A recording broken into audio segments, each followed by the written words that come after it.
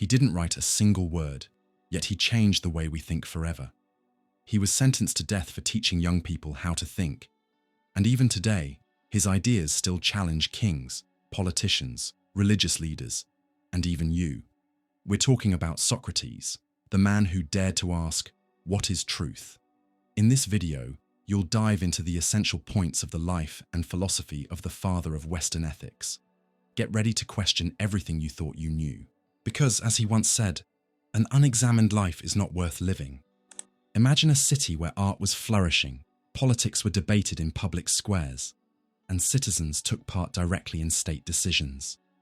We're in Athens, in the 5th century BC, the birthplace of democracy and, at the same time, a stage for deep social tensions, devastating wars, and political upheavals that would forever shape Western thought. It was in this intense setting that Socrates lived, a man who walked barefoot through the streets of Athens, stopping young and old, rich and poor alike, not to give answers, but to ask questions. Yet, to truly understand Socrates' impact and why his philosophy emerged the way it did, we must first understand the world he lived in. For most of the 5th century BC, Athens was the cultural, intellectual, and political center of the Greek world. After its victory in the Persian Wars, the city rose as a powerful force, rich in resources, ideas, and ambition. This was the time of Pericles, the great Athenian statesman who strengthened democracy and encouraged the arts, architecture, and free thinking. The most iconic works of classical Greece, like the Parthenon, were built under his leadership. Philosophers, playwrights, and scientists found in Athens a fertile ground for ideas to flourish. Participatory democracy allowed any citizen, as long as he was a free Athenian man, to speak in the ecclesia, assembly, and directly influence the laws and decisions of the city. But that democracy was far from stable. It was vibrant, yes, but also fragile, based on rhetoric, persuasion, and the ability to shine in public debates. In this atmosphere emerged a new class of intellectuals, the Sophists. Masters of rhetoric, they taught the art of persuasive speech for money. Many saw them as merchants of words, capable of turning the unjust into just through the power of argument. As the city expanded, the democratic ideal began to erode. The assembly's reliance on collective decisions, often driven by popular emotions and rhetorical manipulation, revealed its flaws. People could decide on wars, condemnations, and exiles based on fiery speeches, not reason or justice. It's at this point that Socrates appeared as a discordant voice. He didn't teach people how to win debates, but how to live justly. He didn't charge money, give public speeches, or seek followers. He engaged in conversations, provoked reflection, and exposed contradictions. His philosophy was a subtle yet direct critique of a democracy in crisis. The Peloponnesian War, the collapse of a democratic dream. If the early 5th century BC represented Athenian glory, the later decades were marked by ruin and disillusionment. The Peloponnesian War, 431–404 BC, fought between Athens and Sparta, was a brutal turning point. It lasted nearly 3 decades, leaving cities in ruins, populations decimated, and Athens deeply weakened, politically, economically, and morally. During the war, internal tensions grew. Hunger, plague, and repeated defeats shattered people's faith in democracy. Leaders were overthrown, strategies questioned, and the city swung between desperate measures and internal betrayal. Socrates continued his philosophical journey. He served as a hoplite, infantry soldier, in several campaigns, such as at Potidaea, where he showed remarkable courage. But his true battle was intellectual, to expose the illusion of knowledge and reveal the ignorance hidden beneath polished speeches. The fall of democracy, the 30 tyrants. In 404 BC, Athens finally surrendered to Sparta. The result was devastating. Democracy was abolished, and an oligarchic regime was imposed, known as the rule of the 30 tyrants. This group, led by Critias, ironically a former student of Socrates, imposed a reign of terror, persecuting political opponents, confiscating property, and enforcing strict censorship. It was a dark time. Freedom of expression disappeared. Many citizens were executed or exiled. Hope in democracy seemed dead, yet Socrates stood out once more. Not for what he said, but for what he refused to do. The 30 ordered him to take part in unjust acts like arresting citizens for execution. He refused, even under threat of death. This moment says everything about him. Socrates respected the laws of the city, but would not bow to tyranny. His ethics stood above political convenience.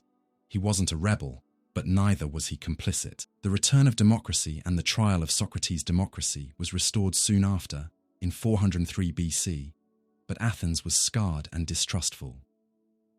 The city longed for stability and order, and sought scapegoats. Socrates' old associations, like his connection to Critias, now made him suspicious. Many viewed his philosophy as a threat to tradition, religion, and the youth. In a city craving unity, a man who constantly questioned everything became unbearable. It was easier to silence Socrates than to listen to him. 3 years later, he was tried, convicted, and executed. Why does this context matter? Because Socrates' philosophy didn't appear out of nowhere. It was forged in the fires of his time, in the clash between democracy and manipulation, between war and decay, between freedom and tyranny. His search for truth, virtue, and self-knowledge was a moral antidote to the confusion and moral collapse of his city. He saw ignorance as the greatest danger, not just individually, but collectively.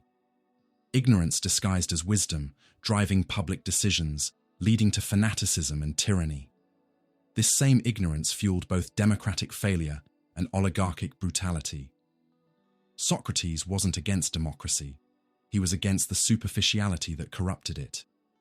In a world where words were weapons and speeches could move armies or destroy reputations, Socrates chose the noisy silence of question. He didn't stand on podiums or write treatises. He walked among the people, cobblers, artisans, generals, poets, searching for something everyone had lost: ethical truth, the power of rhetoric, and its danger. 5th century Athens was a place where the spoken word held ultimate power. In a democracy built on persuasion, the best speaker often ruled. The Sophists, intellectual wanderers who taught how to win debates, became influential. They claimed that truth was relative, that everyone had their own version of reality, and that what mattered was not what was true, but what sounded convincing. Protagoras, one of the most famous sophists, summed it up: "Man is the measure of all things." To Socrates, this was dangerous. Not because he feared change, but because he saw it as a threat to morality and justice. Rhetoric without ethics leads to manipulation, and that's exactly what he saw happening in his city. While the Sophists taught how to win arguments, Socrates taught how to live well. They trained young men to gain power.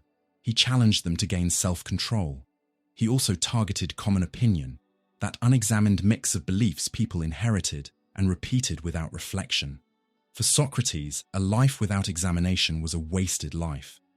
Around him, he saw people full of opinions, but empty of understanding. He distrusted public opinion because it often rested on appearance, habit, and tradition, not reason.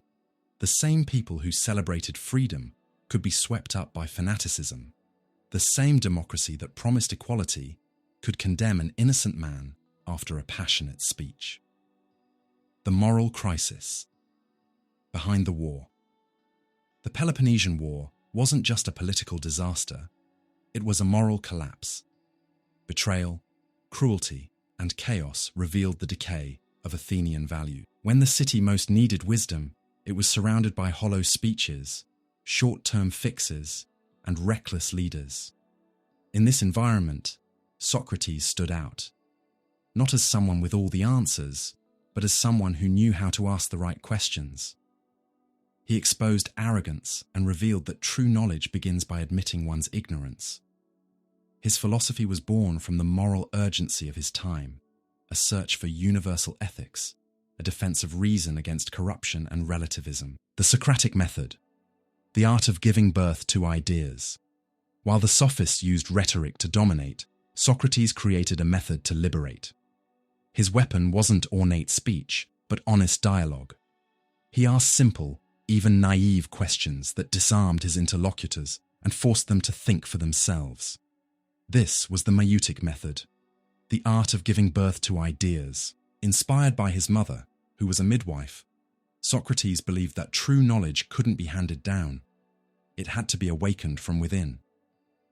The philosopher's role wasn't to teach, but to help others discover what they already carried inside.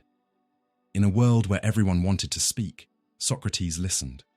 When everyone wanted to convince, he questioned. Instead of presenting himself as a master, he positioned himself as a seeker, someone who, by knowing he knows nothing, was closer to wisdom than those who pretended to know everything. His philosophy rejected the relativism of the Sophists. For Socrates, there weren't multiple moral truths. There was the good, real, absolute, discoverable through reason, and essential to guide human action. That's why he said no one does wrong willingly. Evil comes from ignorance. If someone acts unjustly, it's because they don't truly know what justice is. Knowledge, then, isn't intellectual luxury. It's an ethical necessity. Knowing the good is the first step toward living well. This was a radical idea. It moved morality away from tradition and religion and placed it in human reason. Each person must seek to understand what is just, virtuous, and good. And this understanding can only be reached through dialogue, the courage to question. By practicing philosophy in public spaces, Socrates became a threat, not because he shouted, but because he made people think. In times of crisis, thinking can be dangerous.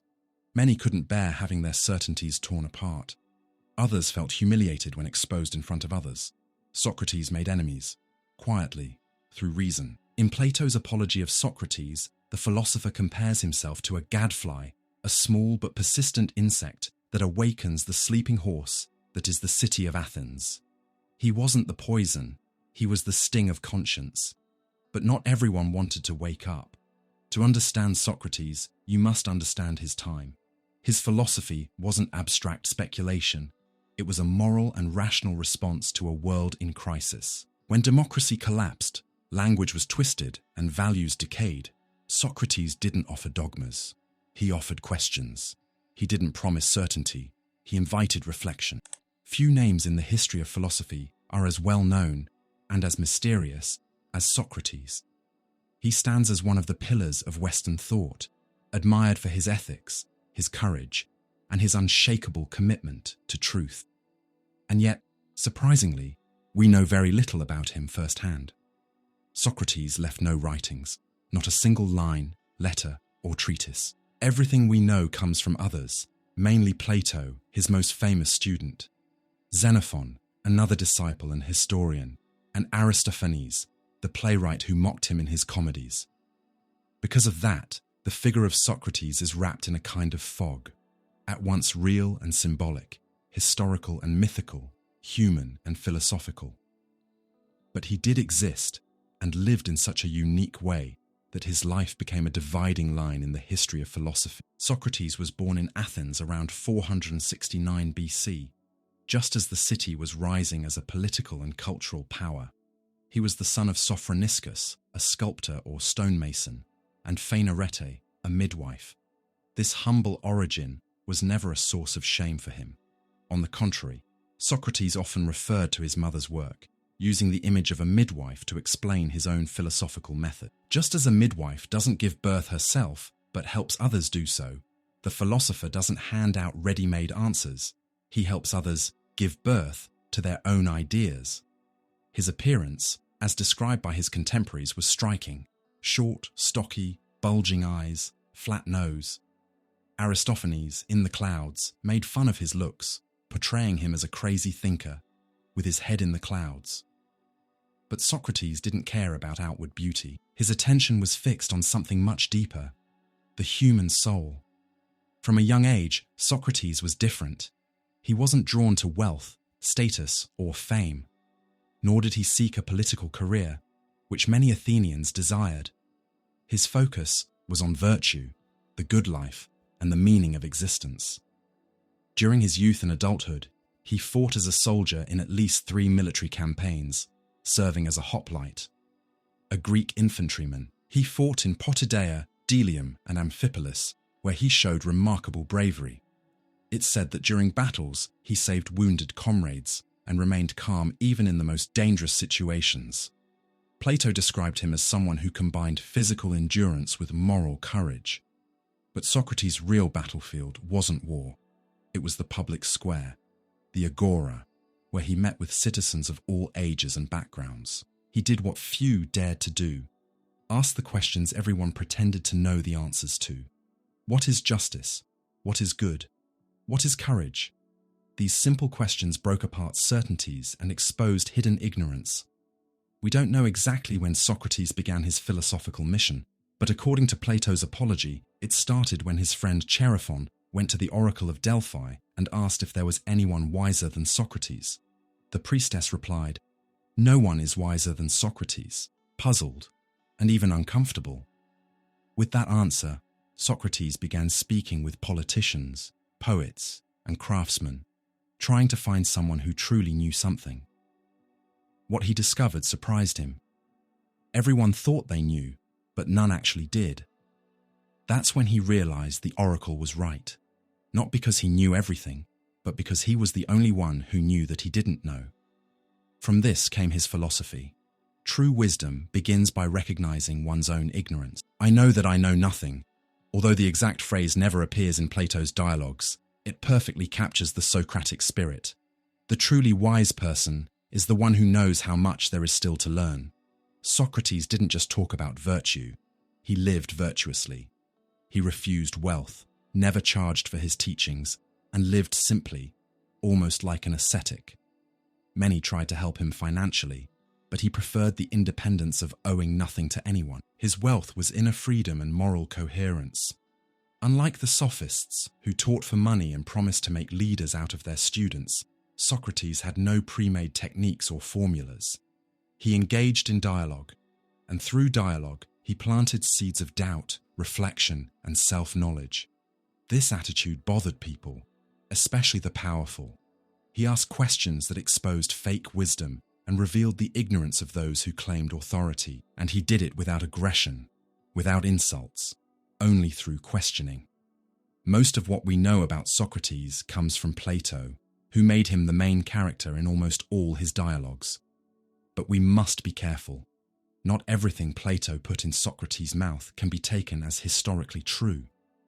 Over time, Plato began using the figure of Socrates to express his own metaphysical ideas, especially about the world of forms and the immortal soul. That's why historians also look to Xenophon, who portrayed a more practical, conservative Socrates focused on everyday moral issues. Aristophanes, in contrast, mocked him as a fraud who confused young minds. These different accounts show how controversial Socrates was, respected by some, hated by others, but never ignored. Even so, everyone agreed on one thing. He was honest, consistent, and fearless. He lived simply, thought deeply, and accepted death without fear, as we'll see later. Socrates believed that true knowledge couldn't be handed down like a recipe. Philosophy required experience, dialogue, doubt, and effort. He considered writing too static. It froze thought and killed the living exchange of ideas. That's why his life became his work. What he left behind wasn't written words, but transformed lives. Young men like Plato, Alcibiades, Critias, and others were deeply influenced by his example. Some lost their way. Others became philosophers. But none left unchanged after meeting that strange man with piercing eyes and relentless questions. In a society where political glory was the ultimate goal, where wealth meant prestige and success, one man chose the opposite path, not out of naivety, but out of deep conviction. Socrates refused political office, rejected wealth, and abandoned the comfort of social approval. Instead, he chose a life of constant questioning and paid the highest price for it. But why would anyone give up everything their city valued 5th century Athens offered rare opportunities. A citizen could become a powerful orator, a celebrated general, a respected magistrate. The democratic system rewarded those who could speak well, persuade crowds, and gather followers. And Socrates, with his intelligence and rhetorical skill, had all it took to succeed. He was an Athenian citizen, free, educated, though self-taught, and active in public life. He was respected and widely known. He could have easily built a career as a politician, strategist, or even as a sophist charging for his lessons. But he said no, no to power, no to fame, no to money. He chose another path, philosophy as a way of life. And that choice wasn't made lightly. It took courage, sacrifice, and self-denial. The famous phrase attributed to him, "The unexamined life is not worth living," Apology 38a, wasn't just a philosophical statement, it was a declaration of how he lived. For him, to live meant to reflect, and to reflect meant to question everything. The city's laws, moral norms, traditions, gods, leaders, and even his own thoughts. Socrates believed the greatest tragedy of human life wasn't poverty, illness, or death. It was moral ignorance, living without knowing why, repeating inherited ideas without questioning them, acting out of habit instead of understanding. That, to him, was the real misery. So he dedicated his life to self-knowledge and to challenging the moral beliefs of his fellow citizens. He approached ordinary people and powerful figures alike, not to humiliate, but to awaken them. He asked, "What is justice? What is courage? What is living well?" And when people gave quick answers, he dug deeper until their certainties crumbled and space was opened for true thought. In a lesser-known part of the Apology, Socrates explains why he never went into politics. A man who truly fights for justice must do so privately, not publicly, if he wants to survive even for a short time. Apology 32a. That statement is powerful. Socrates understood that in a system where truth is often sacrificed for convenience, where justice depends on popularity, the honest man has no place. He refused to stain his principles with corruption or silence his conscience to please the crowd. That didn't make him apolitical. In fact, his whole philosophy was deeply political, aimed at forming ethical, conscious, and critical citizens. He didn't fight for office. He fought for minds. He didn't seek laws. He sought virtues. Socrates knew that a just city could only exist if its people were just. A life without pay, but full of meaning. Another radical choice was his refusal to charge for teaching. While the Sophists got rich selling rhetoric lessons, Socrates walked the streets, talking with anyone willing to think.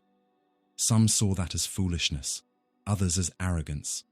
But for him, true knowledge couldn't be bought, because it wasn't information to be transferred, but a transformation of the soul. He said he was poor, but he didn't see that as a disadvantage. Having no possessions gave him freedom. He could say whatever he wanted, challenge whoever he wished, without fear of losing privileges.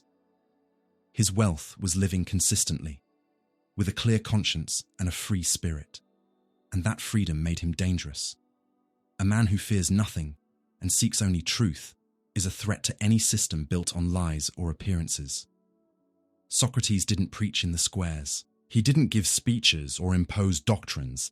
He just asked questions, and that alone was enough to shake people deeply. When a proud young man claimed to know what virtue was, Socrates led him step by step to realize he didn't. When a politician called himself just, Socrates made him stumble over his own words. His method didn't humiliate, but destabilized, and that hurt many egos. He spared no one. Generals, poets, religious leaders, all were subject to his questions. His loyalty was to truth, not convenience.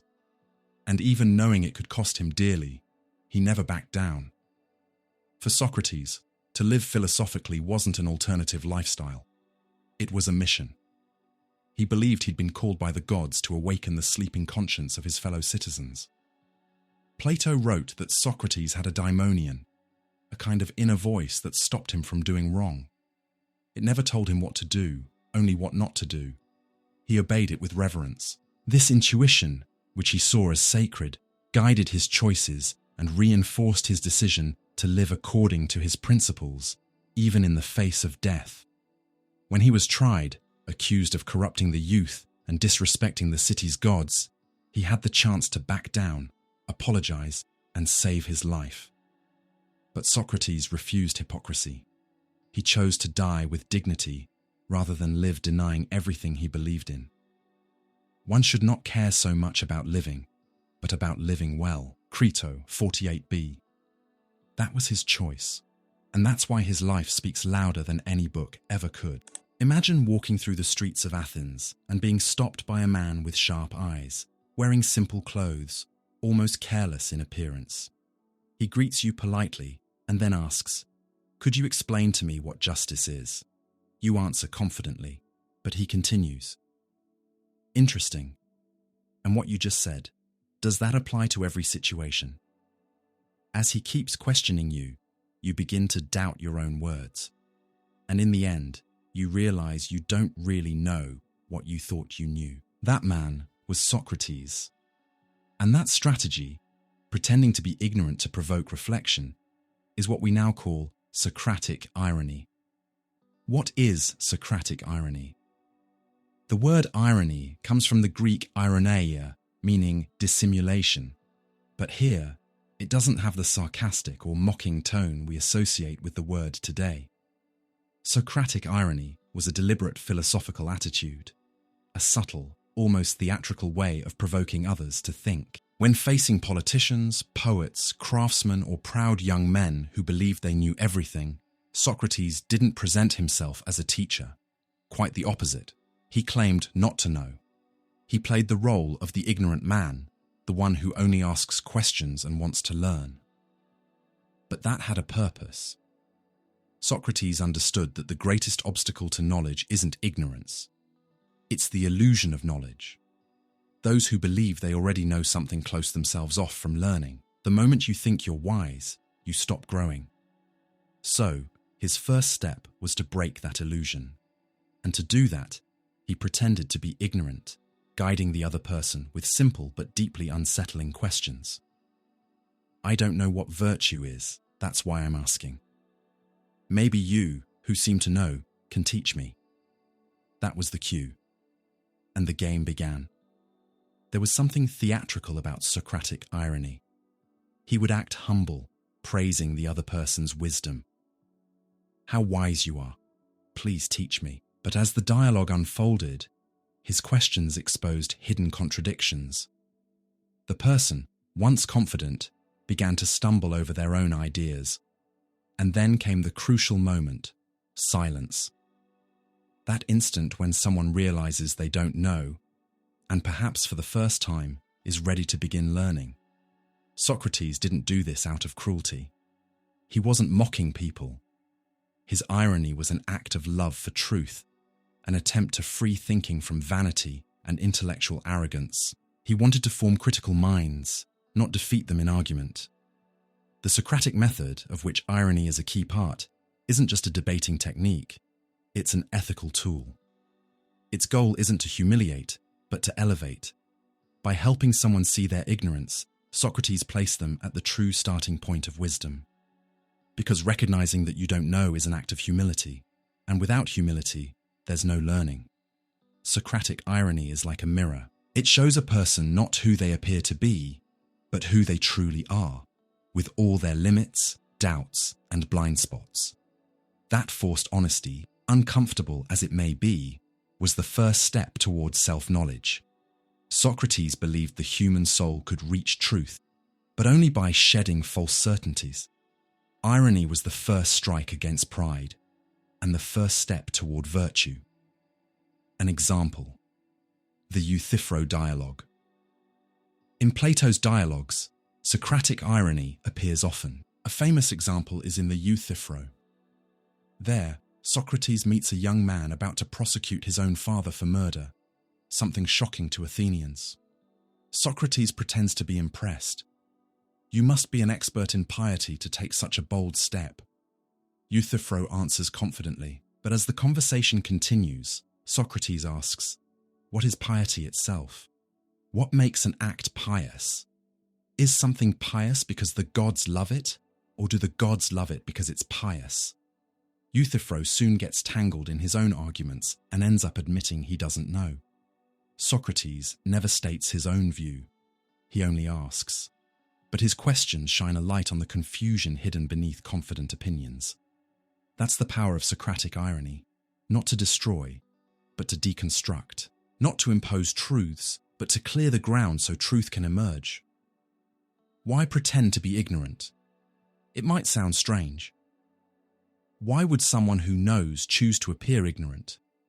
The answer lies in Socrates' worldview. For him, true knowledge isn't about collecting information. It's about inner transformation. And that only happens when the person participates in the process, when they walk toward truth themselves, not just listen passively. By pretending ignorance, Socrates set the other person in motion. He flipped the usual dynamic of teacher and student. He didn't give knowledge. He helped others discover it for themselves. This attitude also had a political meaning. By placing himself as an equal, as someone who was also searching, Socrates broke the arrogance of authority. He didn't speak as a preacher of truth, but as a companion on the journey. That active humility is what makes Socratic irony so revolutionary. It rejects dogmatism and creates space for genuine dialogue. Socratic irony was also a form of resistance against the moral and intellectual decay of his time. In an age dominated by empty speeches, opportunistic sophists, and power-hungry leaders, Socrates' approach was a shield against manipulation. While the Sophists used words to win debates, Socrates used words to expose their emptiness. While others promised success, he offered discomfort, and that made him dangerous, because his irony exposed the fragility of Athens' social, religious, and political certainties. Behind the humor, there was seriousness. Behind the "I don't know," there was wisdom. And behind each question, there was a call for transformation. The Maietic method, giving birth to ideas. Socratic irony was just the first step. The next was Maieutics, from the Greek word for midwifery. Socrates' mother was a midwife, and he used that metaphor to describe his role as a philosopher, helping others give birth to true ideas. He believed truth wasn't something you could receive from outside. It had to be drawn out from within. Through carefully guided questions, he helped others uncover what they already knew deep down, but hadn't yet realized. This wasn't manipulation or debate. It was education in its truest sense. The Latin word educere means to lead out, to bring something from within to light. That's what Socrates did. He didn't impose truths. He guided people to discover them. The Maietic process was always dialogical, born through genuine exchange, not monologue. Socrates didn't talk at people, he talked with them, and more than anything, he listened. Through that encounter, people's assumptions were questioned, their definitions challenged, and, little by little, a clearer, deeper understanding began to emerge. It all required one essential element: humility, both from the one guiding and the one being guided. Because Maieutics starts from the belief that we are all ignorant to some degree, but also capable of knowing. It operates in that balance between ignorance and potential wisdom. The only knowledge worth having is the one that comes from within. Socrates, paraphrasing ideas from Plato's Theaetetus. The metaphor of birth wasn't accidental. Like childbirth, discovering truth is painful. Realizing we don't know what we thought we knew can be deeply unsettling. But that discomfort is the beginning of transformation. Ignorance for Socrates wasn't just the absence of knowledge. It was often the illusion of it. And his goal was to break that illusion. He didn't hand out answers. He created the conditions for people to find them themselves, uncovering what had been buried under layers of habit, imitation, and assumption. The slave and the geometric truth. In Plato's Meno, there's a famous example of Maieutics in action. Socrates decides to prove that knowledge already exists within us, even if we've never been formally taught. He calls over an uneducated slave boy and, through a series of questions, leads him to discover a geometric theorem on his own. Socrates doesn't teach the boy directly. He only asks. And the boy, without prior instruction, begins forming concepts, correcting himself, testing ideas, until he reaches the correct conclusion. Socrates' point is clear. Knowledge isn't poured into us from outside. It's drawn out through questioning. When guided the right way, human reason can reach truth on its own. Knowledge as a moral journey. For Socrates, Maieutics wasn't just logical, it was ethical. It wasn't about finding what's technically true, but what's good and just. The most important knowledge wasn't about skills or facts. It was moral knowledge, understanding courage, love, and justice. He believed every moral error came from ignorance. No one does evil knowingly, only because they don't understand what good truly is. So, to know the good, through reason and reflection, was the path to virtue. That's why the Maietic method wasn't just philosophy, it was a path to human excellence. Why the method is still revolutionary. Modern education talks about active learning, critical thinking, and meaningful dialogue. But Socrates was doing that over 2,000 years ago. He showed that no one truly learns by being passive, that a real teacher doesn't make students memorize. They teach them to think. In a world drowning in information but starving for reflection, the Socratic method remains an antidote. It reminds us that truth requires effort, that thinking takes time, and that real understanding comes from doubt, honesty, and courage. It challenges us to leave our comfort zones, to go beyond easy opinions, and to seek deeper foundations for what we believe. Imagine using this method today. Instead of trying to win an argument, you invite the other person to think. Instead of imposing your point, you ask questions. Instead of trying to be right, you aim to understand. How many conversations would make more sense? How many debates would turn from ego fights into truth-seeking exchanges? How many of us would realize how much we still have to learn about ourselves? Maieutics teaches that authentic dialogue transforms. Listening openly, asking with respect, that's how new ideas are born. And that birth of understanding is something sacred, almost spiritual. Curiously, Maieutics depends not only on good questions, but also on silence, the silence of those who truly listen, who wait, who give others time to think. Socrates knew the value of time, the time needed for thought to mature. He never rushed his conversations. He made space for reflection to unfold at the soul's own pace. That respect for another person's time, freedom, and autonomy is one of the greatest signs of philosophical humility. And perhaps that's what makes the Socratic method so powerful and so deeply human. Virtue as knowledge, the foundation of Socratic moral philosophy. In a world where morality was often dictated by customs, social conventions, or religious myths, Socrates dared to say something revolutionary. Virtue, the moral excellence of a human being, is a kind of knowledge. At first glance, that idea seems simple, but its consequences are deep and transformative. For Socrates, being virtuous doesn't mean blindly obeying laws, following traditions, or repeating moral habits. To be virtuous is to know what good truly is, and to act according to that knowledge. And more than that, Socrates believed no one does evil on purpose. When a person acts wrongly, it's not out of pure malice, but out of ignorance. They think, even unconsciously, that their action will bring them some kind of good, even if they're mistaken. This is the heart of his moral philosophy. To do wrong is to not know. What is virtue for Socrates?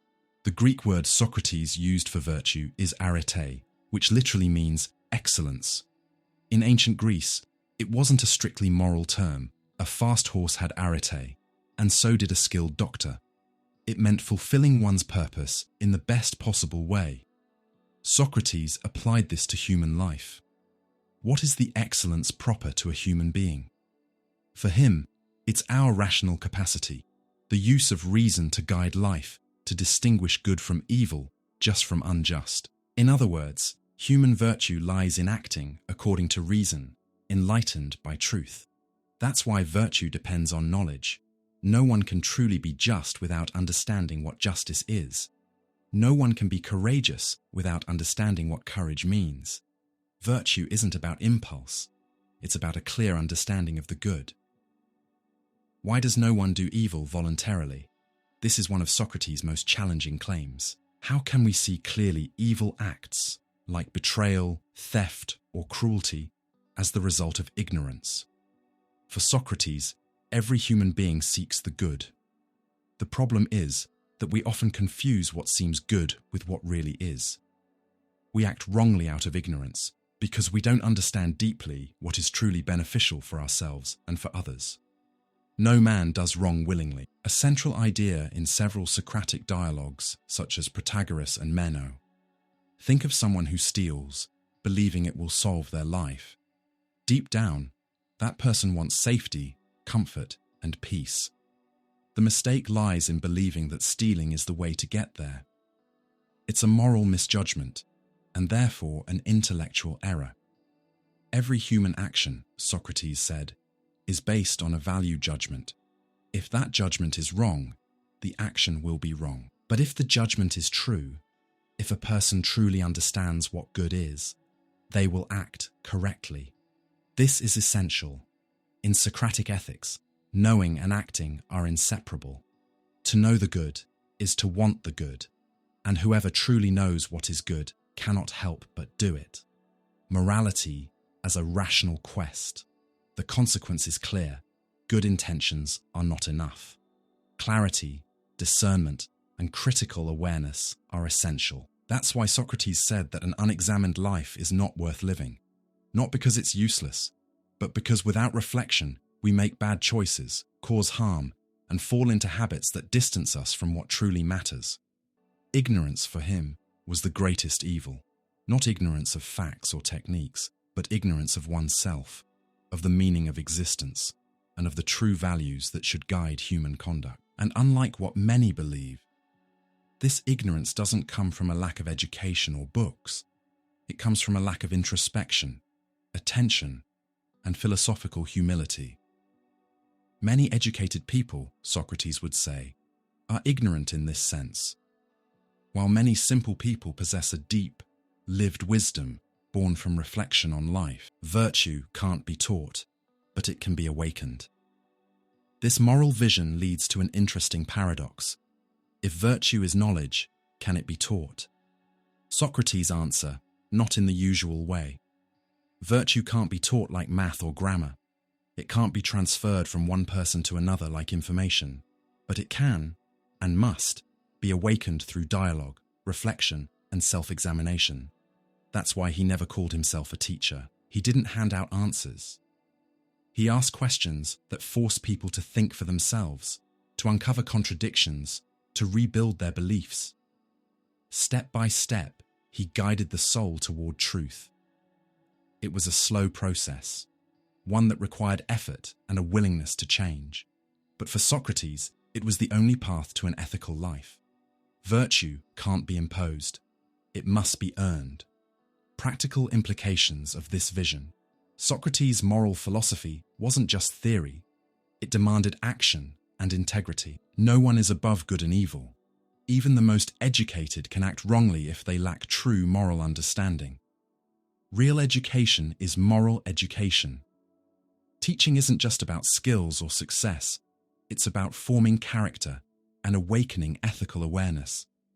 Evil has no excuse. Moral wrongdoing can't be justified as a rational choice. Every error is, at some level, a failure of discernment. Freedom requires wisdom. Only those who know what is right and choose it are truly free. Ignorance makes us slaves to passions, ego, and illusion. The greatest proof, his own life. The strongest testimony to Socrates' moral philosophy was his own life, especially its final moments.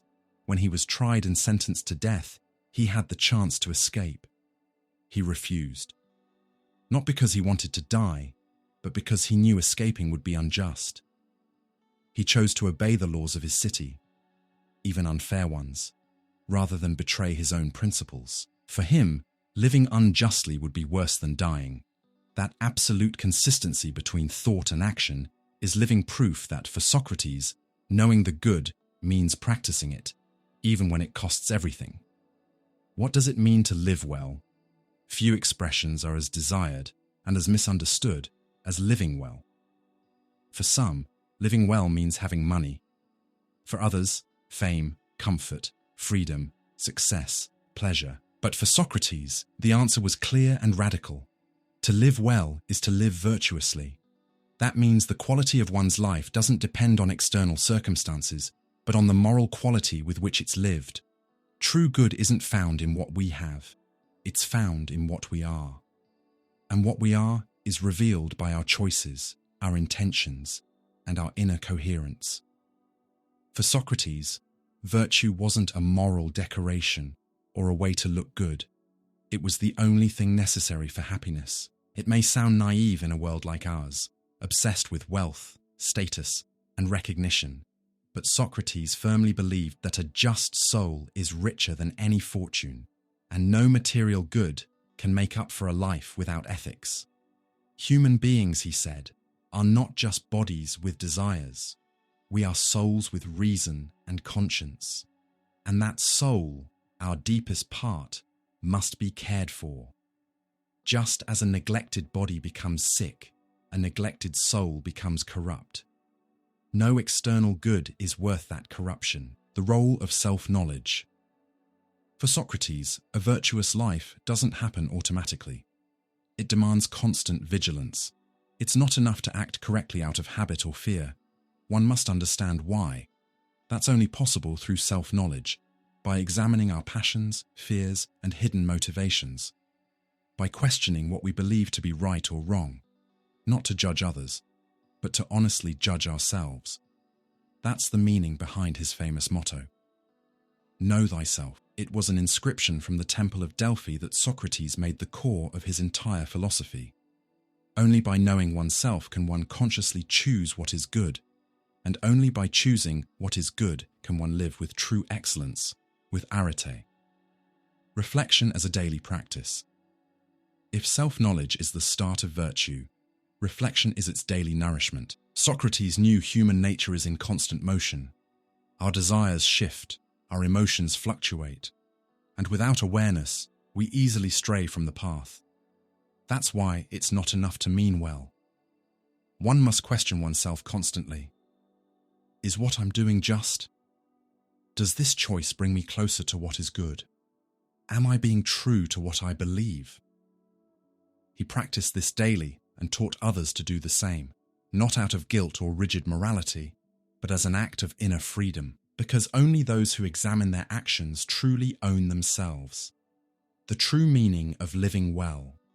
Here lies the key difference between Socrates and the values of both his time and ours. To live well isn't to live comfortably, it's to live consciously. It's not about satisfying desires, it's about realizing the good. A tyrant may have wealth, pleasure and power, but if he's unjust, cruel or dishonest, he doesn't live well, no matter how it appears. Meanwhile, someone who keeps their soul intact, even in poverty or persecution, lives excellently because they remain true to themselves. That was Socrates' principle until his final breath. He could have stayed silent to avoid trial, escaped prison, or begged for mercy. But he chose coherence over survival. And in doing so, he proved that a virtuous life is worth more than life itself. The endless pursuit of virtue. It's important to remember, Socrates never claimed to be virtuous. He never presented himself as a perfect moral example. On the contrary, he saw himself as a seeker of truth, someone aware of his own ignorance and therefore always learning. A virtuous life, then, isn't a fixed state, but a continuous process. Not about reaching perfection, but about committing to constant improvement, aligning thought and action, intention and deed. That's why, for Socrates, to philosophize is to live. It's not about reading books or memorizing theories. It's about examining one's life, correcting mistakes, cultivating the soul, and choosing what is right. What it means for us today. In times of moral confusion, ethical relativism, and existential hurry, Socrates' message sounds almost prophetic. We live surrounded by information, distraction, and quick-fix promises of happiness. But true happiness, the kind that doesn't depend on luck, only comes from virtue, a clear conscience, and inner integrity. The virtuous life isn't found on social media, in degrees, or in possessions. It's in the small ethical decisions of everyday life. Telling the truth when it would be easier to lie. Being fair when everyone demands revenge. Being honest even when no one is watching. Thinking before acting. And acting according to what you truly believe. It's in those moments that the soul either strengthens or corrupts itself. Socrates' pursuit of virtue didn't end with him. It echoes through Plato, Aristotle, the Stoics, the Christians, the Enlightenment thinkers, and modern philosophy. But beyond the ideas he inspired, his message lives in his example, the man who chose truth, justice, and coherence, even when the world turned against him. Socrates didn't just talk about virtue, he lived it. And that's why, centuries later, his name still means integrity. Know thyself. Origin and meaning in Socratic philosophy. Some phrases travel through centuries like timeless seeds, waiting for the fertile soil of consciousness to sprout. Know thyself is one of them. More than advice or a proverb, this ancient saying captures one of the deepest principles of the philosophical tradition. It was carved at the entrance of the Temple of Apollo in Delphi, and later embraced by Socrates as the core of his entire philosophical mission. For him, this simple phrase held the key to ethics, wisdom, freedom, and ultimately to the art of living well. But what does it really mean? Where did it come from? And why was it so central to Socrates' thought? The Delphic origin, divine wisdom and human limits.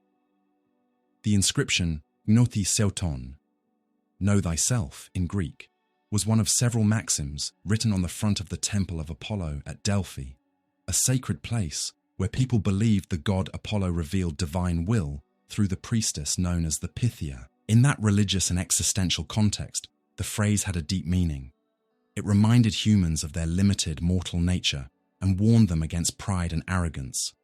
It was a way of saying, remember that you are mortal. Do not see yourself as a god. It was, in other words, a call to humility, to recognize one's place in the order of things. When Socrates adopted this maxim, he transformed it from a religious warning into a philosophical and ethical principle. To know oneself, for him, wasn't just about acknowledging one's limits. It was about exploring the soul, our motivations, values, desires, and fears, everything that forms the core of human experience.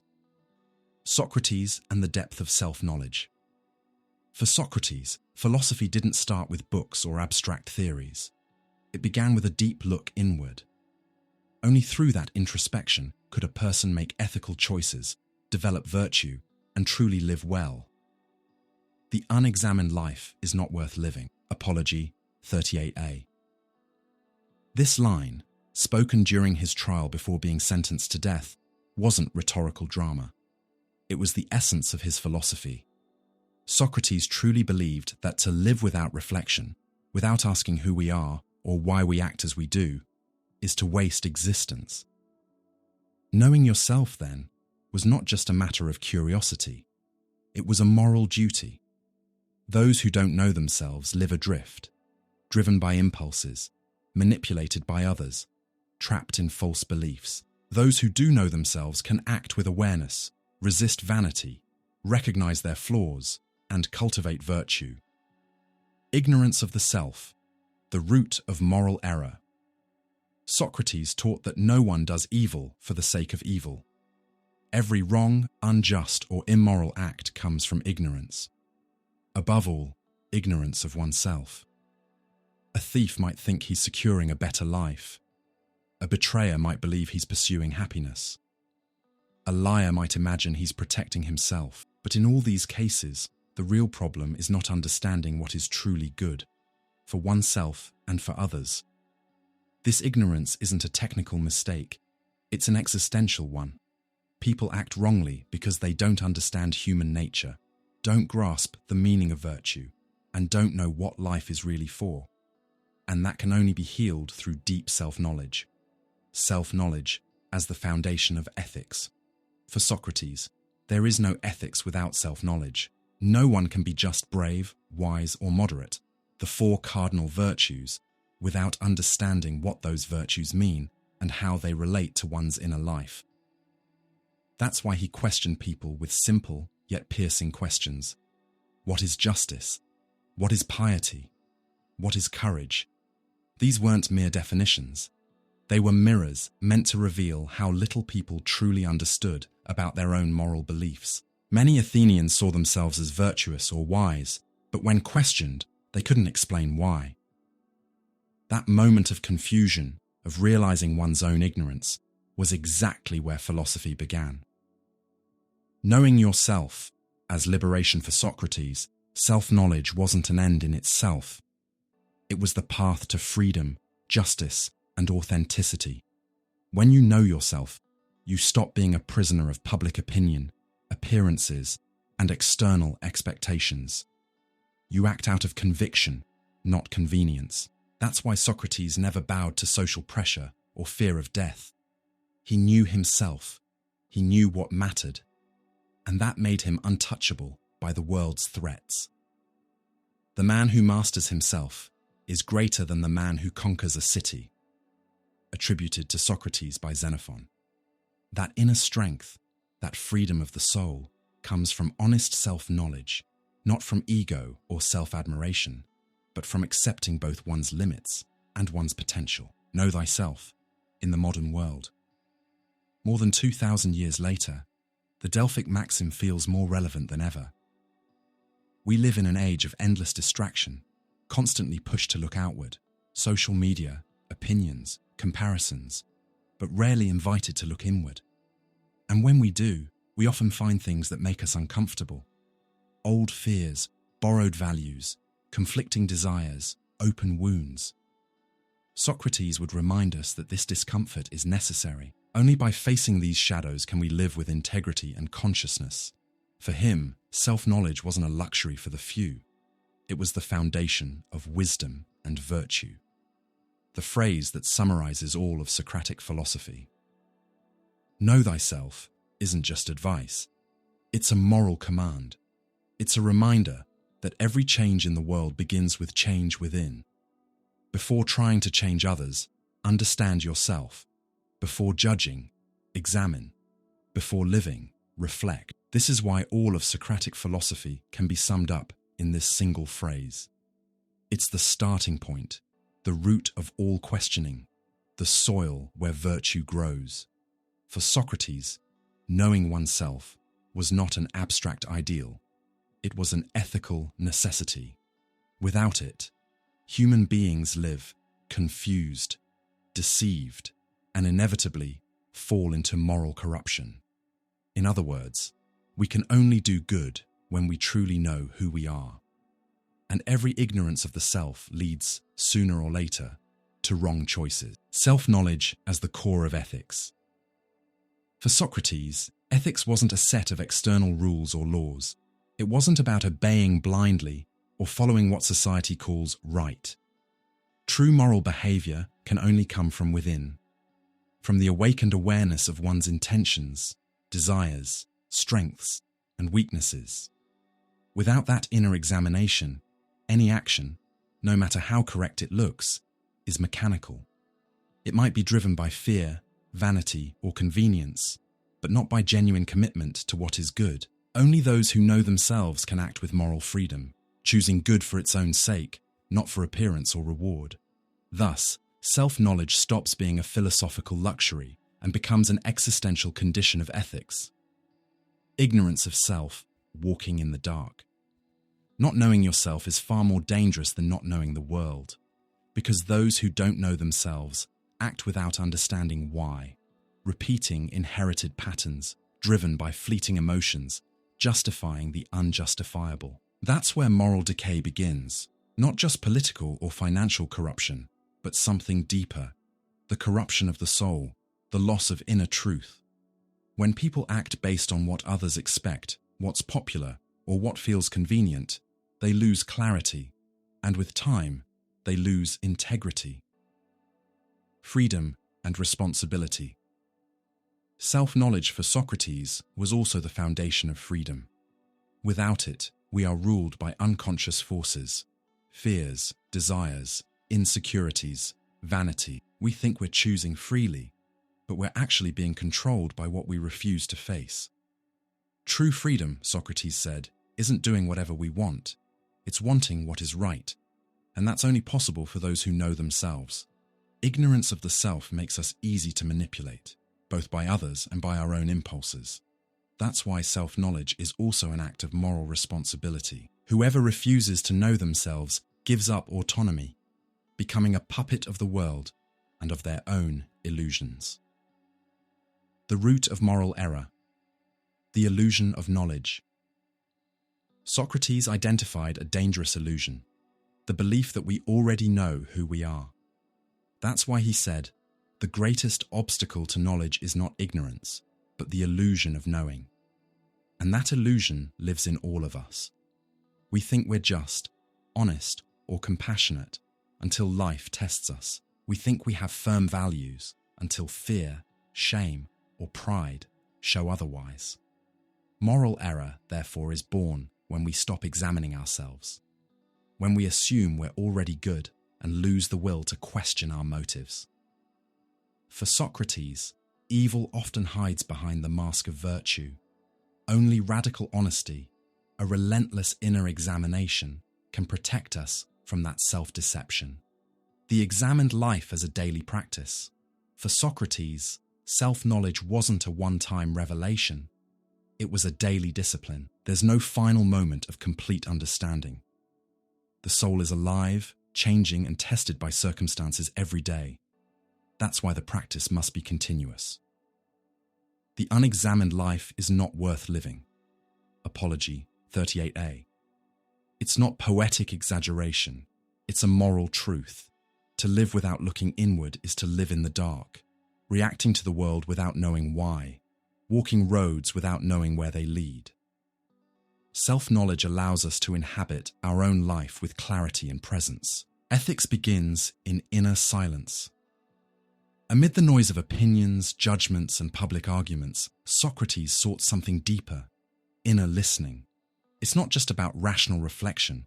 It's about developing a moral sensitivity that perceives what is right from an awakened conscience. That requires silence, time, and honesty. Socratic ethics doesn't come from external pressure. It grows from an honest relationship with oneself.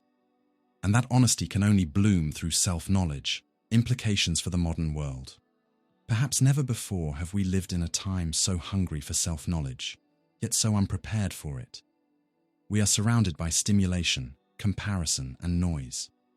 But how often do we stop and ask ourselves, who am I? What truly drives me? Where do my values come from? Do my choices reflect who I am or who I pretend to be? Socrates' message still echoes today because it calls us back home, to ourselves. He reminds us, there's no point in conquering the world if you've lost yourself. There's no meaning in seeming ethical if you're asleep to your own illusions. Self-knowledge remains the only solid foundation for a moral life, and that truth is timeless. The soul, as a personal responsibility, Socrates was the first to place the human soul at the center of ethics. For him, caring for the soul was more important than caring for the body, possessions, or reputation. The soul wasn't just a religious concept. It was the seat of conscience, reason, and identity. To ignore the soul, to ignore oneself, was the greatest philosophical sin. To care for the soul, then, is to care for one's own being. And that care demands constant self-knowledge, ethical reflection, and commitment to inner truth.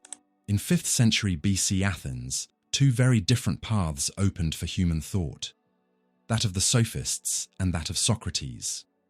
Both taught, both spoke in public squares, yet their goals could not have been more different. While the Sophists taught the art of persuasion, Socrates taught the art of living well.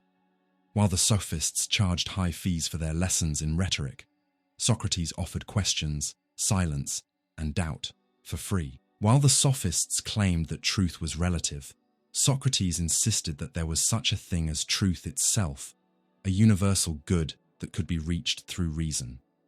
The differences ran deep, and for Socrates, they were decisive. To him, rhetoric without ethics was a danger disguised as wisdom. Who were the Sophists? The Sophists were traveling teachers who appeared in Greece, especially in Athens, during the height of democracy. They offered something new and in high demand: lessons on how to argue well, master language, win debates, and persuade crowds. In a political system where power often depended on how well someone could speak in the assembly or the courts, rhetoric became a powerful weapon. Wealthy young men who dreamed of political success paid to learn it. Names like Protagoras, Gorgias, Hippias, and Prodicus became famous. Protagoras, for example, coined the well-known phrase, "Man is the measure of all things."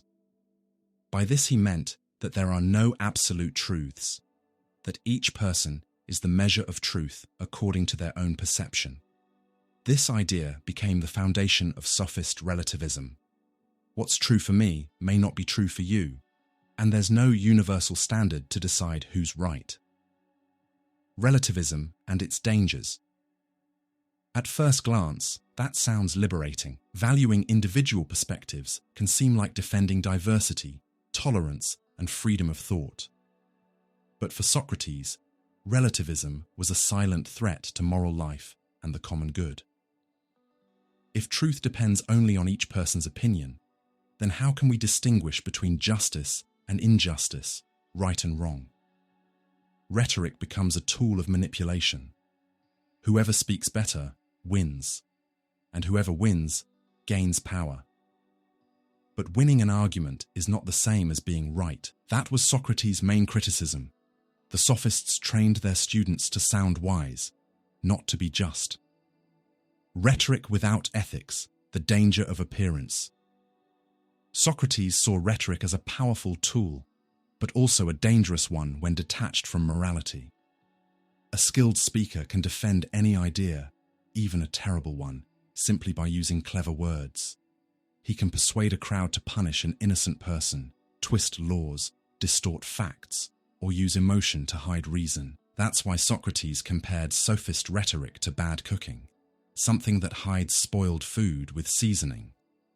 Just as cooking can make harmful food taste pleasant, rhetoric can make false arguments sound true, based on ideas in Plato's Gorgias. The point is clear. The Sophists didn't seek truth. They sought effect. And wherever there's effect without truth, ethics is the first casualty. Socrates and the search for universal truth. Unlike the Sophists, Socrates refused to believe that truth was relative or subjective. He believed there exists a good in itself, a justice in itself, an objective moral truth that human reason can discover, even if it takes effort, doubt, and self-examination. That's why he rejected rhetoric as an end in itself. He didn't want to train speakers.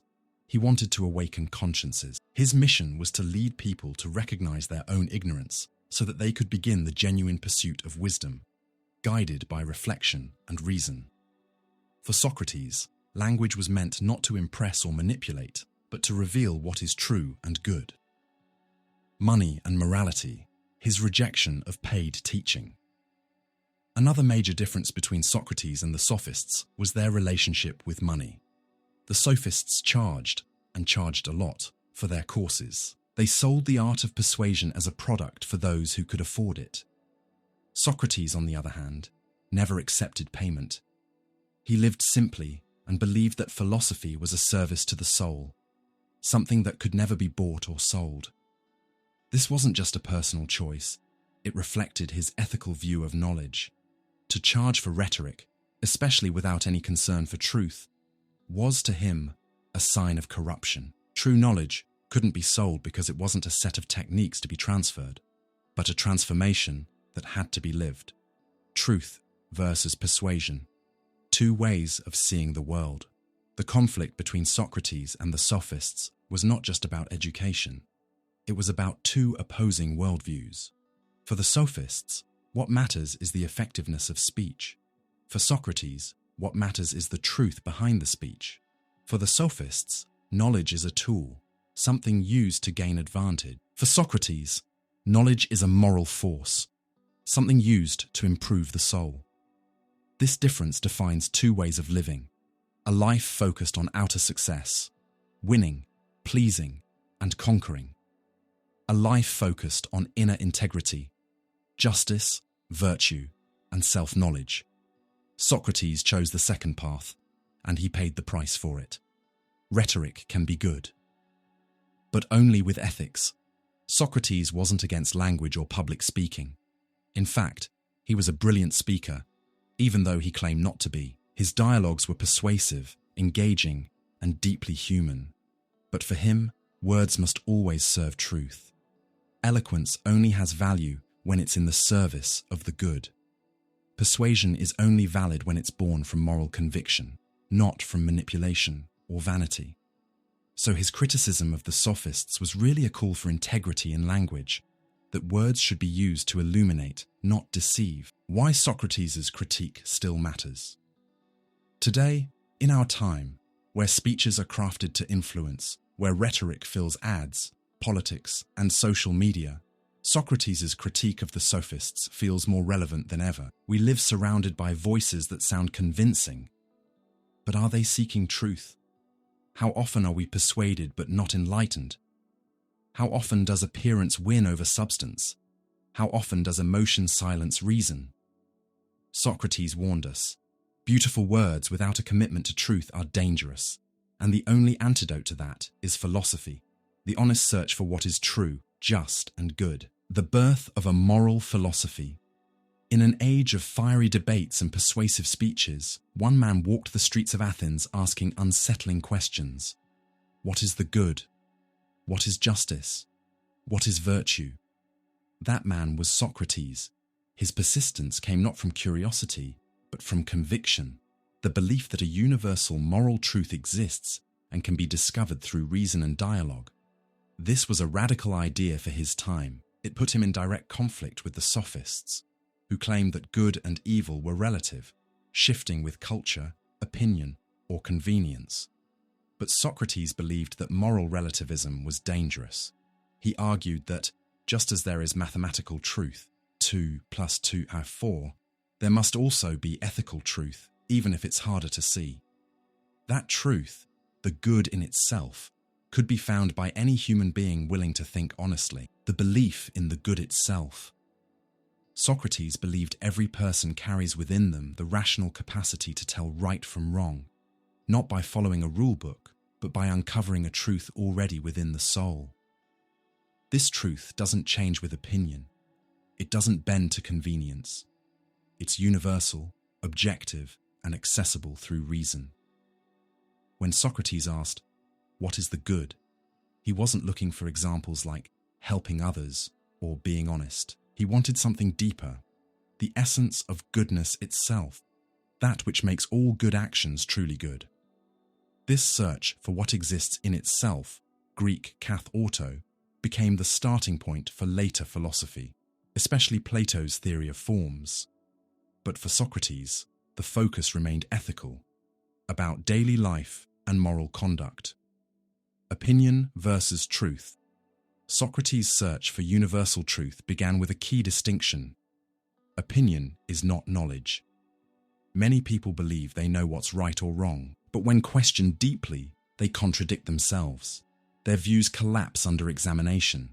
That shows what they have isn't knowledge, only opinion shaped by habit, culture, or convenience. Socrates didn't condemn having opinions. He condemned being satisfied with them. For him, opinions are unstable and subjective, but truth is consistent, coherent, and rational. That's why the Socratic method, Dialogue guided by questioning is so powerful. It exposes the limits of opinion and clears the path for genuine understanding, for discovering moral principles that don't shift with circumstance. Dialogue as a path to truth. Unlike the Sophists, who use speech to persuade, Socrates saw dialogue as a way to reveal truth. He believed that when two people engage in an honest, reason-based conversation, free of vanity or manipulation, they can reach a truth greater than either could alone. That's why he said he never taught anything. He only helped others give birth to their own knowledge through Maieutics, the midwifery of ideas. For Socrates, truth wasn't hidden in the heavens or locked in sacred texts. It could be discovered in the sincere exercise of human reason. Morality cannot depend on convenience.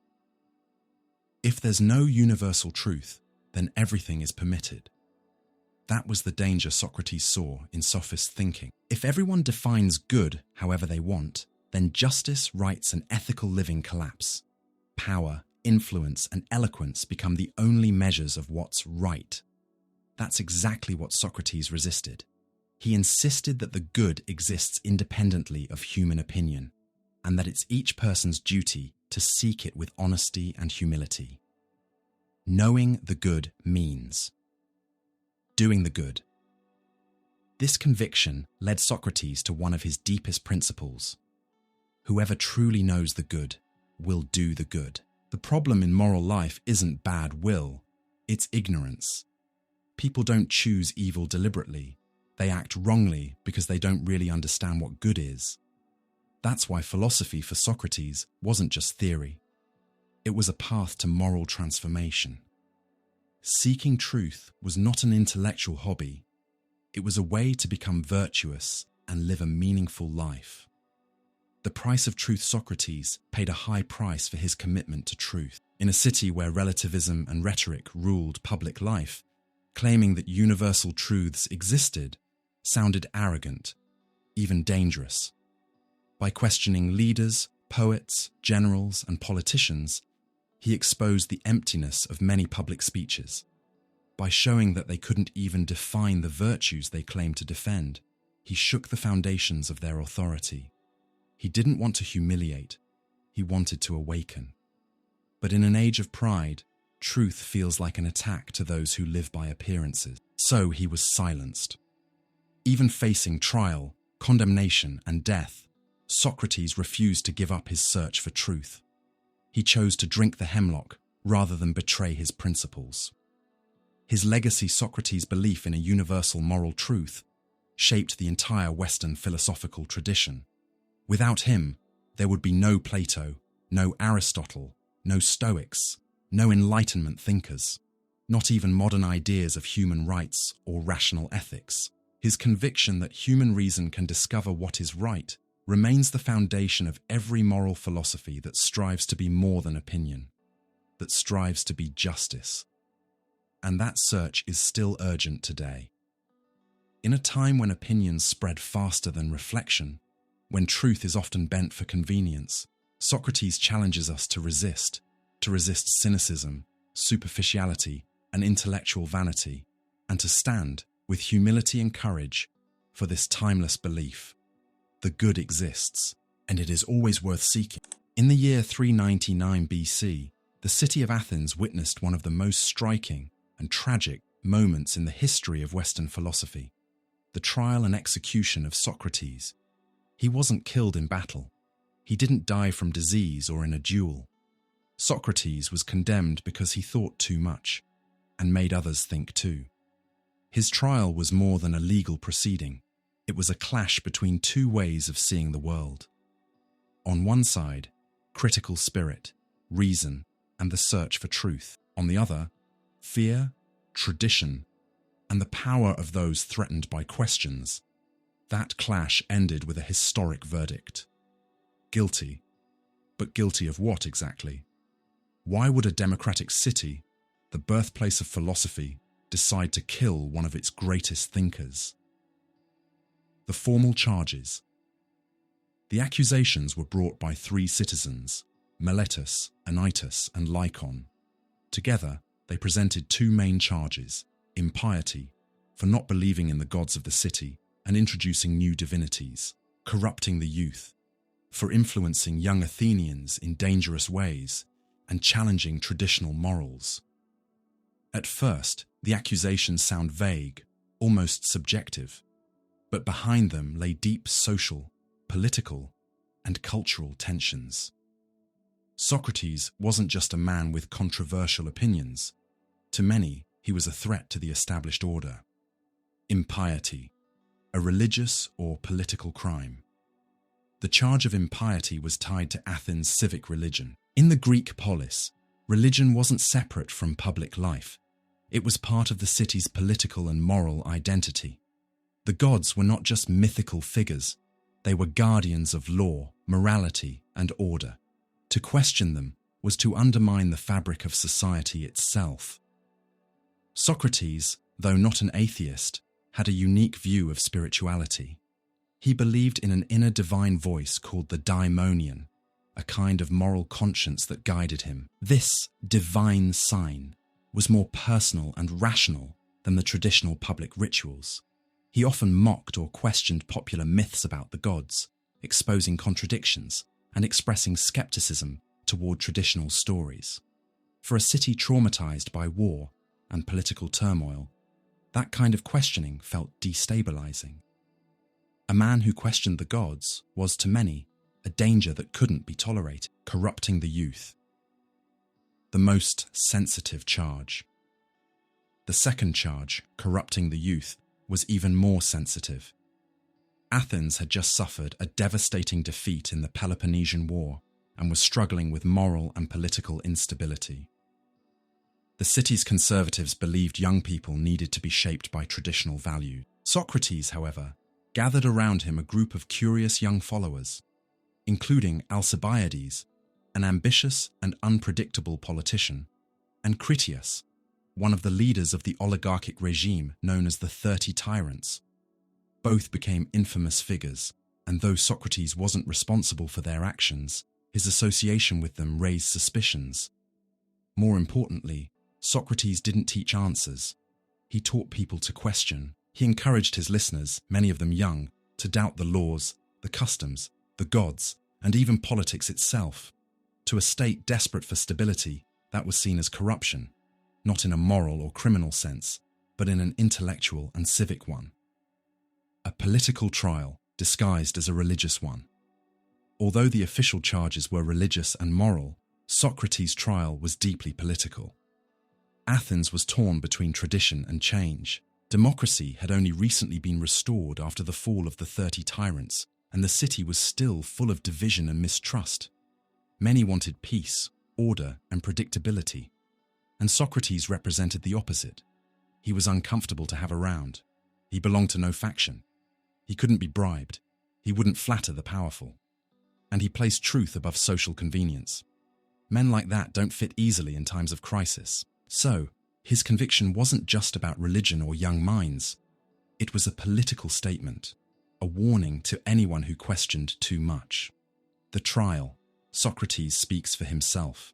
The main record we have of the trial comes from Plato's Apology. There, we see Socrates defending himself, not with tears but with calm irony and moral courage. He didn't beg for mercy or apologize. Instead, he declared that his mission came from the gods, to wake up the city, to challenge it like a gadfly stinging a sleepy horse.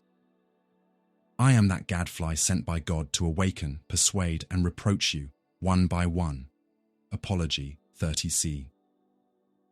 He argued that he had never corrupted anyone, that he never charged money for his discussions, and that all he did was encourage people to think for themselves. He also said he did believe in divine things, just not in the same way the city expected. Still, he was found guilty by a narrow margin, 280 votes to 220. When asked what punishment he suggested for himself, he boldly replied that he deserved to be rewarded by the state, not punished, fed at public expense like an honored benefactor. The judges, angered, sentenced him to death by drinking hemlock, the sentence that became a symbol. Socrates accepted the verdict without running away. He refused exile. He refused a planned escape arranged by his friends. He said that, as a citizen, he must obey the laws of the city, even if they were unjust, because his integrity was worth more than his life. And so, at the age of 70, he died calmly, with a clear conscience, faithful to the same truth that guided his entire life. The hour of departure has come. I to die, you to live. Which of us goes to the better lot is known to no one but God. On Apology 42a, a death that did not silence him, it immortalized him. The Trial of Socrates revealed an uncomfortable truth. Philosophy is dangerous. Thinking freely disturbs people. Speaking truth in a world built on appearances takes courage. And justice, too often, doesn't stand on the same side as truth. Athens silenced the man, but not his ideas. His trial had the opposite effect of what his accusers wanted. It made him a symbol of moral integrity, freedom of thought, and peaceful resistance. Philosophy isn't built only on ideas, it's built on examples. And few examples are more powerful than Socrates' calm acceptance of death. The opportunity to escape after the trial, his friends, led by Crito, arranged a plan to help him escape prison. Bribing guards wasn't uncommon. Exile could be arranged. Crito begged him, "You have sons, you have students who depend on you. Isn't it wrong to let yourself die because of a mistake by the court? You could live well elsewhere."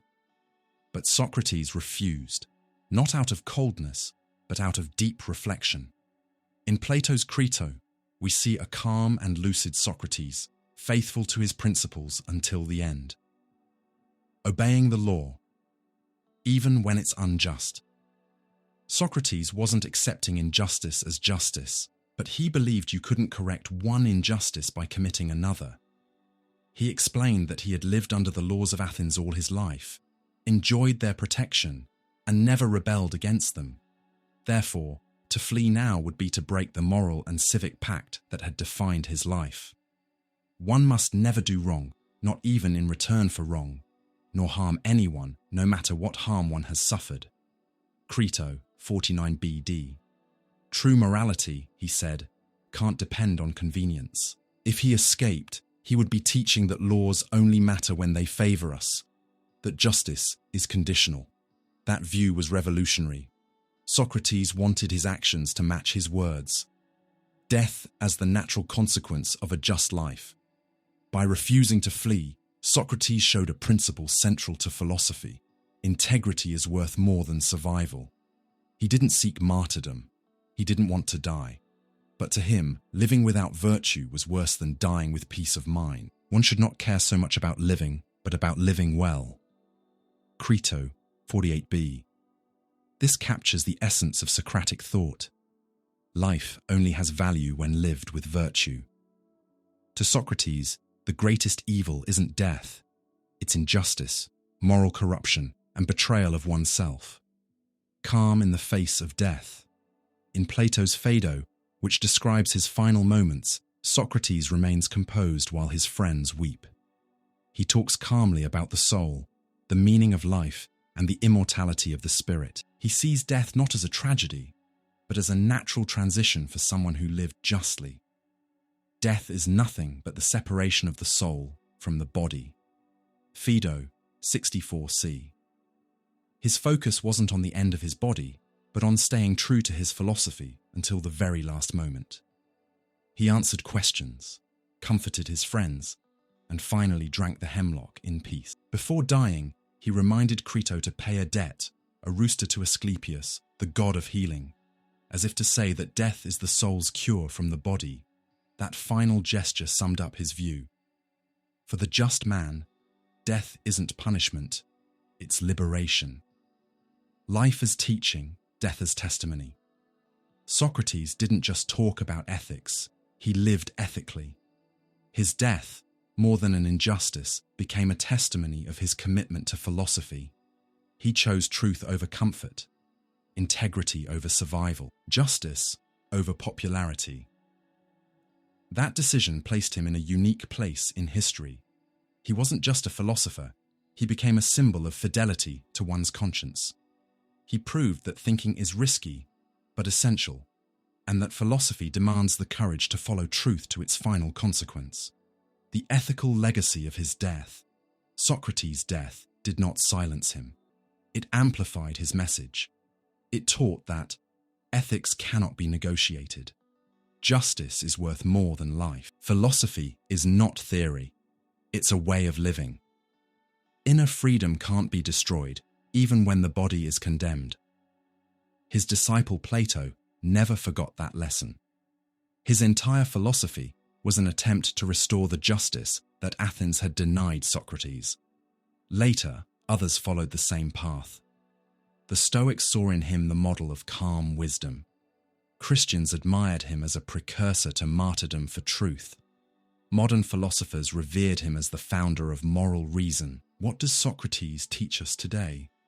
In a world where fear paralyzes, convenience outweighs principle, and truth is often sacrificed for interest, the death of Socrates still challenges us.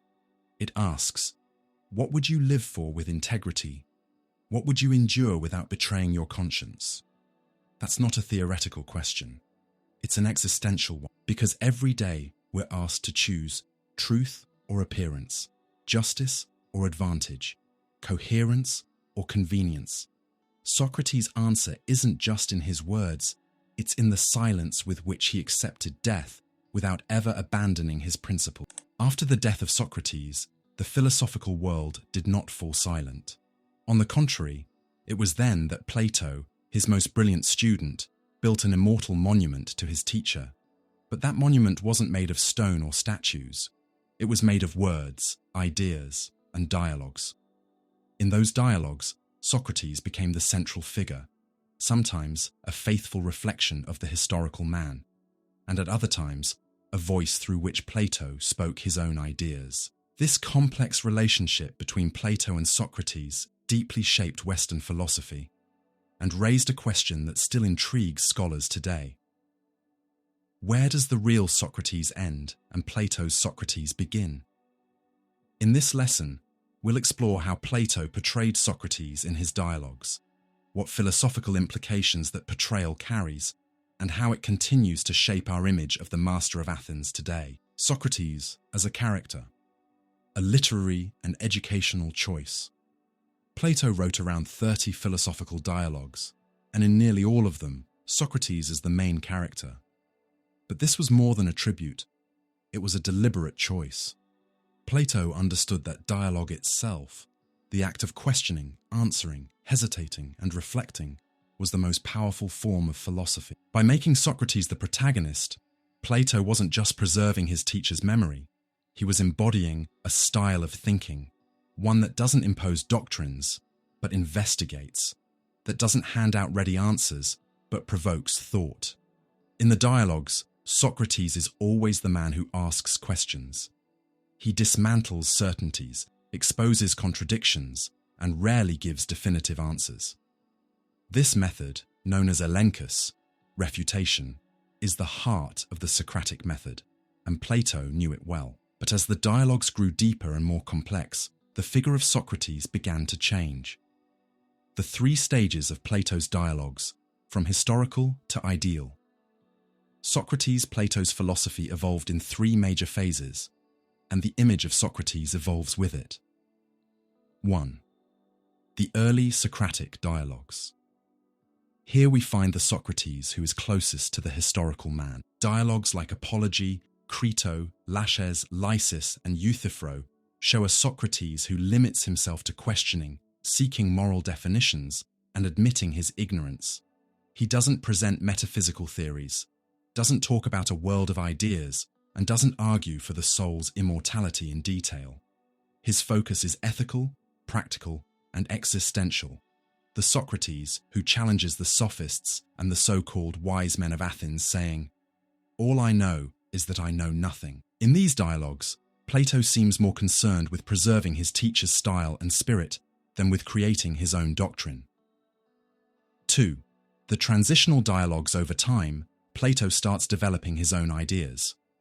In Gorgias, Meno, and Phaedo, Socrates still appears as the protagonist, but he now defends more complex views. such as the recollection of the soul, immortality, and eternal truths. Here, the line between the real Socrates and the philosophical Plato starts to blur. Socrates still speaks, but now his words carry ideas that go far beyond what the historical Socrates likely believed. 3. The mature, Platonic dialogues. In works like The Republic, Symposium, Phaedrus, and Parmenides, Socrates begins to present the core of Plato's own philosophy, the world of ideas, forms, the hierarchy of the soul, philosophy as a spiritual ascent, justice as harmony within the soul. Here, Socrates is no longer just the ironic teacher who questions others. He becomes the voice of a fully developed philosophical system.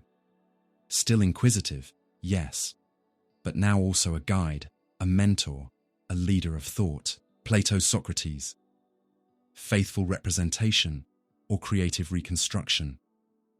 The question that has intrigued scholars for centuries is this: how much of Plato's Socrates reflects the real man? We know that Socrates never wrote anything. Everything we know about him comes from second-hand sources, mainly Xenophon, Aristophanes, and Plato. But these portrayals differ widely. Xenophon shows a moralistic, conservative, almost teacher-like Socrates, far from the provocative philosopher we admire. Aristophanes, in his comedy The Clouds, mocks him as a ridiculous dreamer, detached from reality. Plato, on the other hand, elevates him into a moral and intellectual hero. It's very likely that in his later works, Plato used the figure of Socrates as a literary mask to express his own ideas. That doesn't diminish their value, but it reminds us that not every Socrates in the dialogues is the real Socrates. Why Plato kept Socrates at the center? Keeping Socrates as the central figure wasn't just sentimental. Plato knew that his teacher represented more than a person. He embodied the very spirit of philosophy. Even when Plato's Socrates defends ideas that are clearly Platonic, he still represents the courage to question, the moral integrity, and the search for truth that defined the historical man. He becomes a symbol of living philosophy, not the kind written in textbooks, but the kind that breathes through dialogue, doubt, and honest inquiry. By putting his theories in Socrates' mouth, Plato gave them authority and humanity. Socrates isn't just a character. He's the bridge between the practice of questioning and the theory of truth that Plato built on top of. The ambiguous legacy, Socrates, as a philosophical myth. Over time, this merging of voices turned Socrates into something larger than life, almost a mythic figure, a master of doubt, a martyr for truth, a symbol of rational ethics, and also a vessel through which Plato's own philosophy took form. It's a paradox.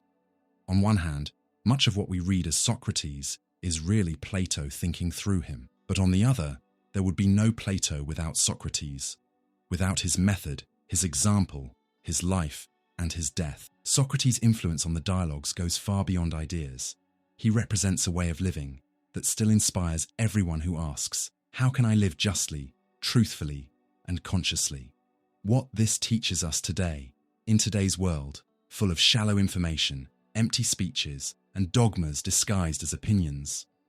The figure of Socrates in Plato's dialogues reminds us to think deeply and live courageously. Whether as a real teacher or as a literary voice, Socrates challenges us to question what seems certain, reject conformity, seek truth with humility, and above all, align what we think, say, and do. Philosophy, after all, isn't about having all the answers. It's about loving the right questions. And that's exactly what Socrates, through Plato, represents. From ethics to metaphysics, the transition from Socratic to Platonic thought. When Socrates died, the silence that followed wasn't an end, it was a beginning. Athens lost a man, but the world gained a symbol.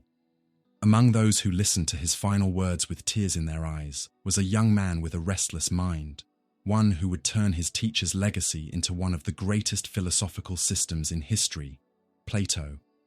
But Plato's thought wasn't a simple continuation of Socrates. It was a transformation, a rebuilding that, while inspired by Socratic ethics, expanded philosophy toward the world of eternal and unchanging ideas. Socrates, the philosopher of moral life. Socrates never wrote a single word. He didn't found a school or organize his thoughts into a system. His philosophy was oral, practical, and ethical. He walked the streets of Athens, asking people what justice, courage, and virtue meant, often leaving them in confusion. His focus was clear: human conduct. He believed life's purpose was to become virtuous, and that this could only happen through reason and self-knowledge. He wasn't interested in the cosmos, the origin of the universe, or abstract theories. Those were concerns of the pre-Socratic thinkers. Socrates believed it made no sense to study the heavens before understanding ourselves. His philosophy was deeply human, and precisely because of that, profoundly revolutionary. Plato, student, but also creator. Plato wasn't just a disciple, he was a creator of philosophy. The death of his teacher didn't paralyze him, it ignited him. He saw in that unjust trial a symbol of how imperfect and corrupt the visible world could be. It led him to ask one of the most important questions in Western thought. If the good truly exists, why is it so hard to see in this world? From that question came an entirely new system, one that connected ethics, knowledge, and metaphysics. It wasn't enough to ask how we should live. One also had to ask what is real, what is knowledge, and what is being. And so, Platonism was born. The world of ideas, the core of Platonism. Plato's greatest metaphysical contribution is his theory of ideas, or forms. According to him, everything we see in the material world is imperfect, temporary, and changing. Beautiful things fade. Just actions vary from culture to culture. Objects decay, but behind this chaos lies an invisible, eternal, and unchanging realm, the world of ideas. For example, all beautiful things share in the idea of beauty. All just acts reflect, to some degree, the idea of justice. Every true equation mirrors the idea of truth. This world of ideas isn't physical. It's accessed only by the rational soul, which rises beyond appearances to grasp the essence of things. This theory was inspired, in part, by Socratic questioning. When Socrates asked, "What is X?" he was searching for a universal definition. Plato took that further and claimed, that universal definition truly exists, in a higher metaphysical realm beyond experience. From dialogue to doctrine, Socrates didn't give final answers. He questioned and unsettled certainties. Plato, in his mature dialogues, began to use conversation as a path to structured doctrine. In the early works, Apology, Crito, Euthyphro, we find a Socrates who questions and admits ignorance. In the later ones, Republic, Symposium, Phaedrus, we find a Socrates who teaches, discussing the tripartite soul, the world of ideas, love, and the allegory of the cave. That's where the transition becomes clear. Socrates is the foundation, Plato builds the structure, ethics and metaphysics, a philosophical bridge. Why did Plato need to create a metaphysical system? Because to him, Socrates' ethics needed an ontological foundation. If we are to live justly, justice itself must truly exist, not as opinion, but as an objective reality. The theory of ideas provides that support. The ideas of justice, goodness, and truth are eternal. They don't change with human convention. That ensures that morality isn't just a social agreement, but a rational path toward the perfection of the soul. Thus, Platonic metaphysics serves Socratic ethics. The world of ideas isn't a mystical fantasy. It's the rational grounding of moral life. The allegory of the cave. From ignorance to light. Plato's famous allegory, in the Republic, Book 7, symbolizes this entire philosophical journey. Prisoners chained in a cave see only shadows. The world of appearances. One breaks free, and after struggle and pain, reaches the surface, where he sees the sun of truth, the idea of the good. That freed prisoner is the philosopher, the one who abandons illusion and seeks essence. And that essence is what Socrates pursued every time he asked, "What is the good itself?" The difference is that Plato believed he found the answer in the intelligible world, while Socrates kept searching. The immortality of the soul. Another step forward. Socrates had a spiritual view of life, but never developed a full theory of the soul. Plato did. He described the soul's journey this way. Before birth, the soul lived in the world of ideas. When it entered a body, it forgot that divine knowledge. Learning, therefore, is remembering, anamnesis, what the soul already knew. Philosophy is the process of remembering truth and returning to the divine source. This metaphysical vision gave ethics a cosmic dimension. To live justly isn't only to live well here, it's to prepare the soul for its return to its true home. From Socratic ethics to Platonic metaphysics. The shift from Socratic to Platonic thought wasn't a rupture, it was an expansion. Socrates planted the seed of ethics and doubt. Plato made that seed bloom into a vast system where reason reaches beyond the visible world toward truth itself. The greatness of this transition is that Plato didn't betray Socrates. He immortalized him. He gave his master a new body, not of flesh, which perished with the hemlock, but of philosophy, written thought, and timeless ideas. I know that I know nothing. Ignorance as wisdom in Socrates. Imagine a man walking through the streets of Athens, approaching politicians, poets, craftsmen, young people and elders, asking them, "What is justice? What is courage? What does it mean to live well?" The answers came quickly and confidently. After all, everyone believed they knew. But after just a few more questions, direct, logical, unsettling, their certainty would begin to crumble, and that's when Socrates would smile. Not out of arrogance, but conviction. I know that I know nothing. This phrase, one of the most famous in the history of philosophy, isn't a display of false humility or a clever paradox meant to impress. It's the beating heart of Socratic philosophy, the cornerstone of a method, an ethics, and a worldview that shaped centuries of thought. Today, let's explore what Socrates truly meant by this, and why admitting our own ignorance might be the first step toward real wisdom. The origin of the phrase, the Oracle of Delphi. It all began with a visit to the famous Oracle of Delphi. A friend of Socrates named Chaerephon asked the oracle if anyone was wiser than Socrates. The answer was shocking. No one is wiser than Socrates. Socrates was confused. He didn't consider himself wise. In fact, he saw himself as someone who knew nothing for certain. So he decided to investigate.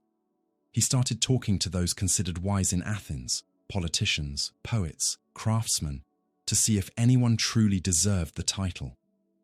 But the more he questioned them, the more he realized that their knowledge was only superficial. They spoke with confidence, but their ideas collapsed under scrutiny. That's when Socrates reached his famous conclusion. I am wiser than this man, for he thinks he knows what he does not know, while I, if I know nothing, at least know that I know nothing. Apology 21d. False wisdom. The real danger. What Socrates criticized wasn't ignorance itself. After all, everyone is ignorant about something. The problem begins when we don't recognize our ignorance, when we believe we know, and therefore stop seeking truth. That's the most dangerous kind of ignorance, the one that disguises itself as knowledge. For Socrates, the truly wise person is the one who knows their own limits. This awareness doesn't paralyze, it frees. Because once we admit we don't know, we open space for learning, dialogue, and growth. So his phrase isn't a gesture of nihilistic skepticism. It's an act of intellectual honesty.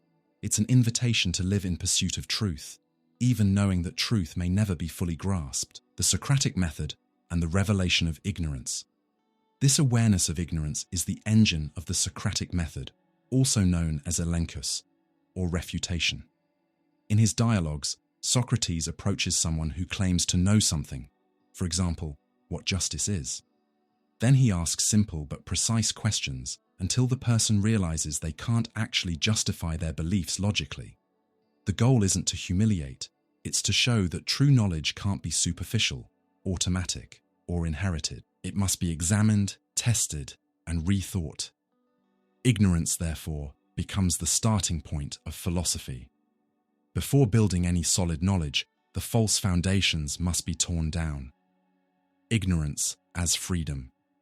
In 5th century BC Athens, many prided themselves on their intellectual, political, or artistic achievements. Appearance was everything.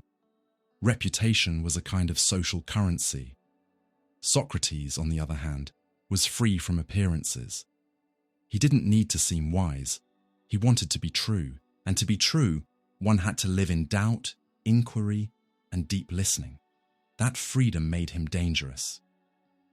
By exposing how many leaders and public figures didn't truly understand what they preached, Socrates dismantled the power game built on empty rhetoric. So recognizing one's own ignorance wasn't just a philosophical stance, it was a political act, even a subversive one. Ignorance and philosophical humility. In a world full of experts, gurus, and self-proclaimed truth-tellers, the Socratic attitude sounds strange. Admitting ignorance is often seen as weakness. But for Socrates, it's the opposite. It's the greatest strength a human being can have. Those who recognize they don't know are humble before the mystery of existence.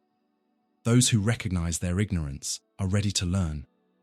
Those who don't close themselves off and harden their hearts.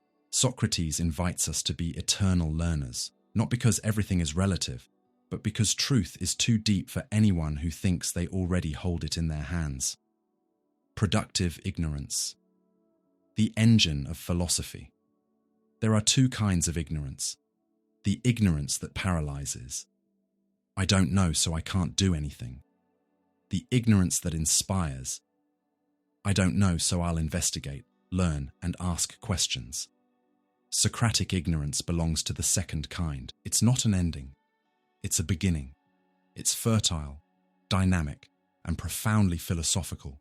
For Socrates, wisdom doesn't come from collecting answers, but from having the honesty to ask the right questions.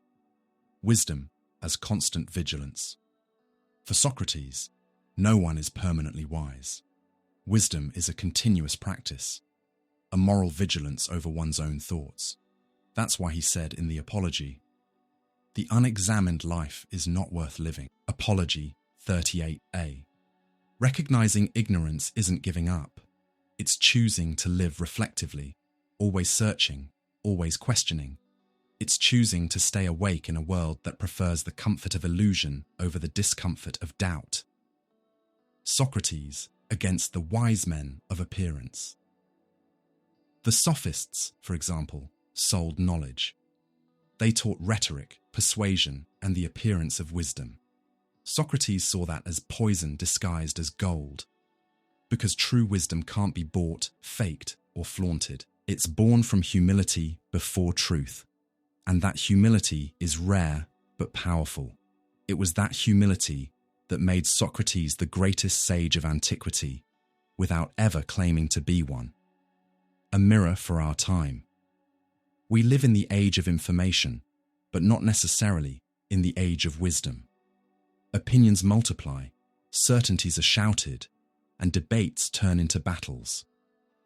Few people truly listen. Almost no one admits not knowing. And questions are asked more to win than to understand. In this noisy world, Socrates' phrase still echoes like an ethical and intellectual call. I know that I know nothing. It's not a resignation. It's an invitation to listen, to investigate, to engage in honest dialogue. It's an act of courage and of love for truth. The philosophical value of ignorance. The first step toward true knowledge. We live in a time when everyone has something to say. Opinions are fired off on social media in seconds, defended fiercely, even by people who barely studied the subject. But philosophy, the ancient art of thinking deeply, walks a different path.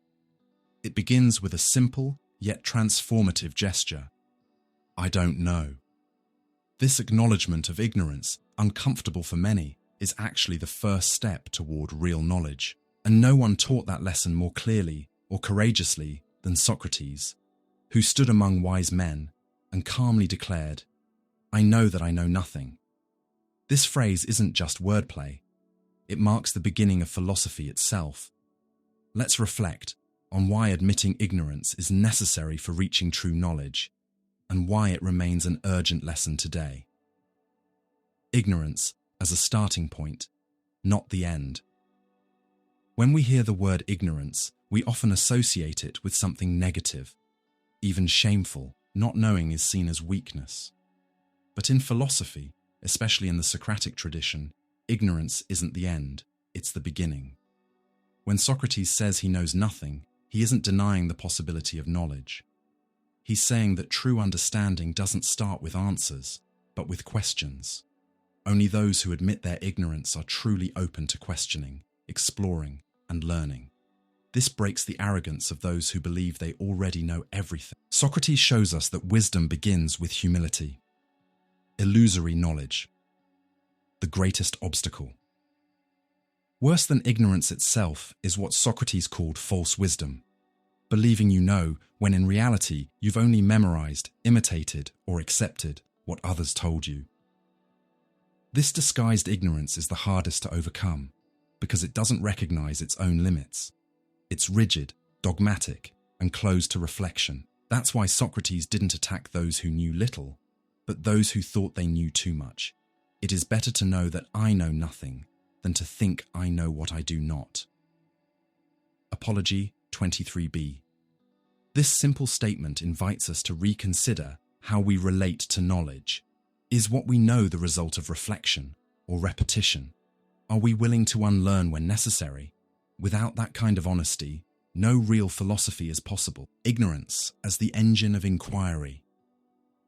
Philosophy was born from wonder, from realizing how little we actually understand about the world. That wonder only exists because we admit that something escapes us. When Socrates questioned people in Athens, he wasn't trying to humiliate them. He was showing that acknowledged ignorance is fertile.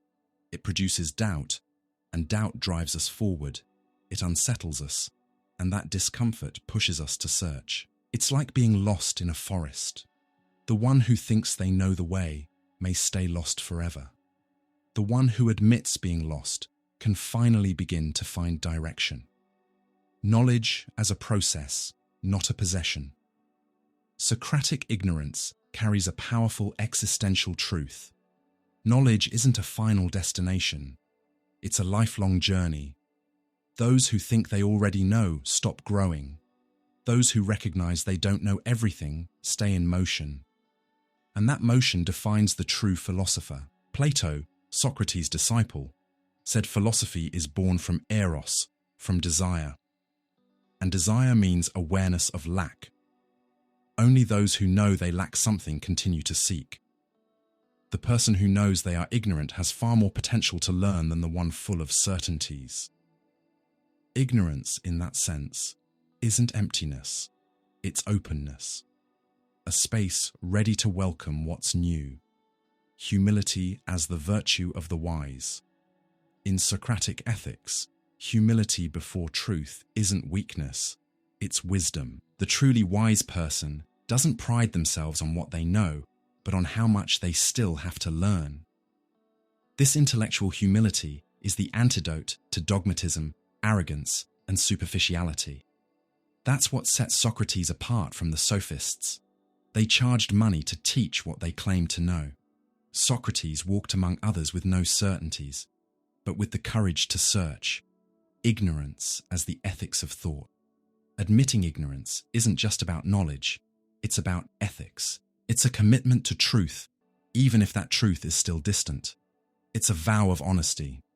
I don't know, but I want to know. And for that, I'm willing to listen, question, and rethink. Socrates preferred to die rather than abandon that posture. During his trial, he could have lied, pretended remorse, or escaped from prison. But he chose to stay true to his principle, to his enlightened ignorance.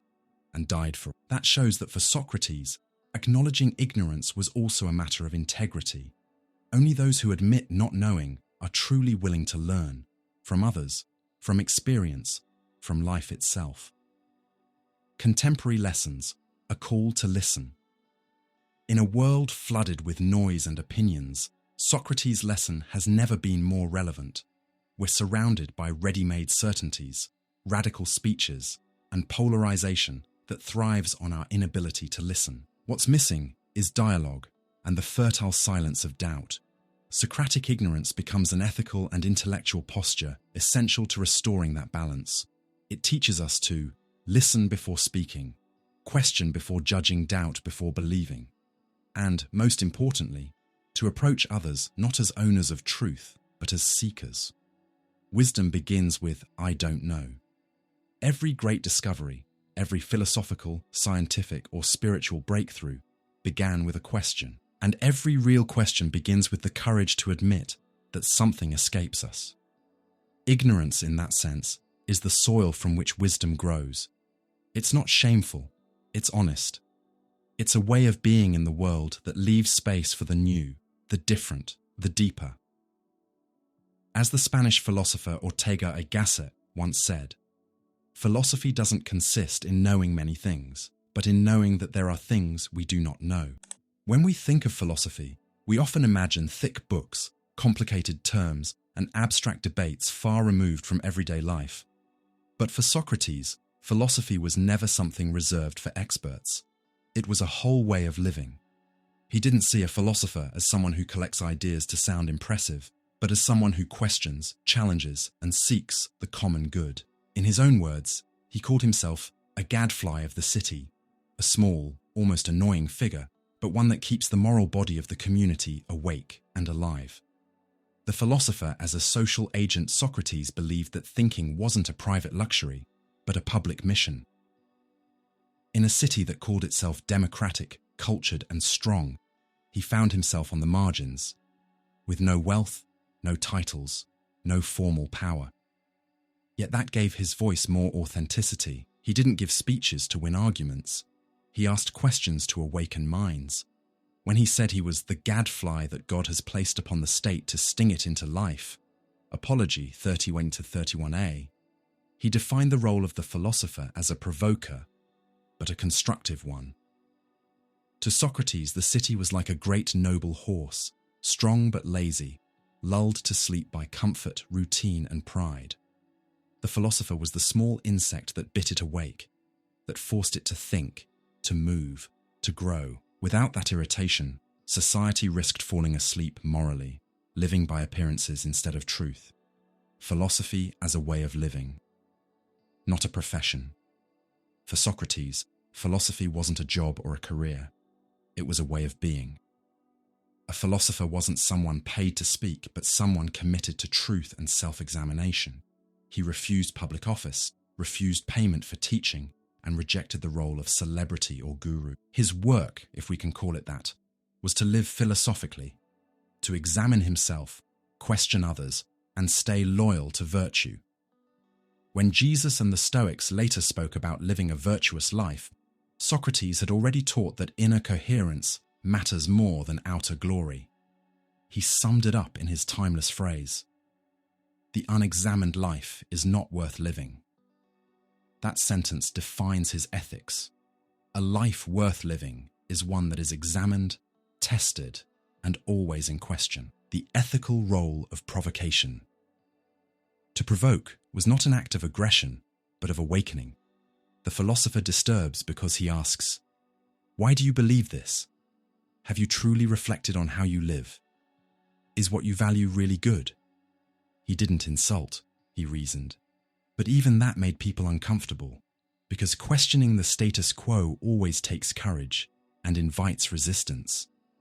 For Socrates, that discomfort had value. Every society faces the danger of moral laziness, of repeating inherited ideas without reflection.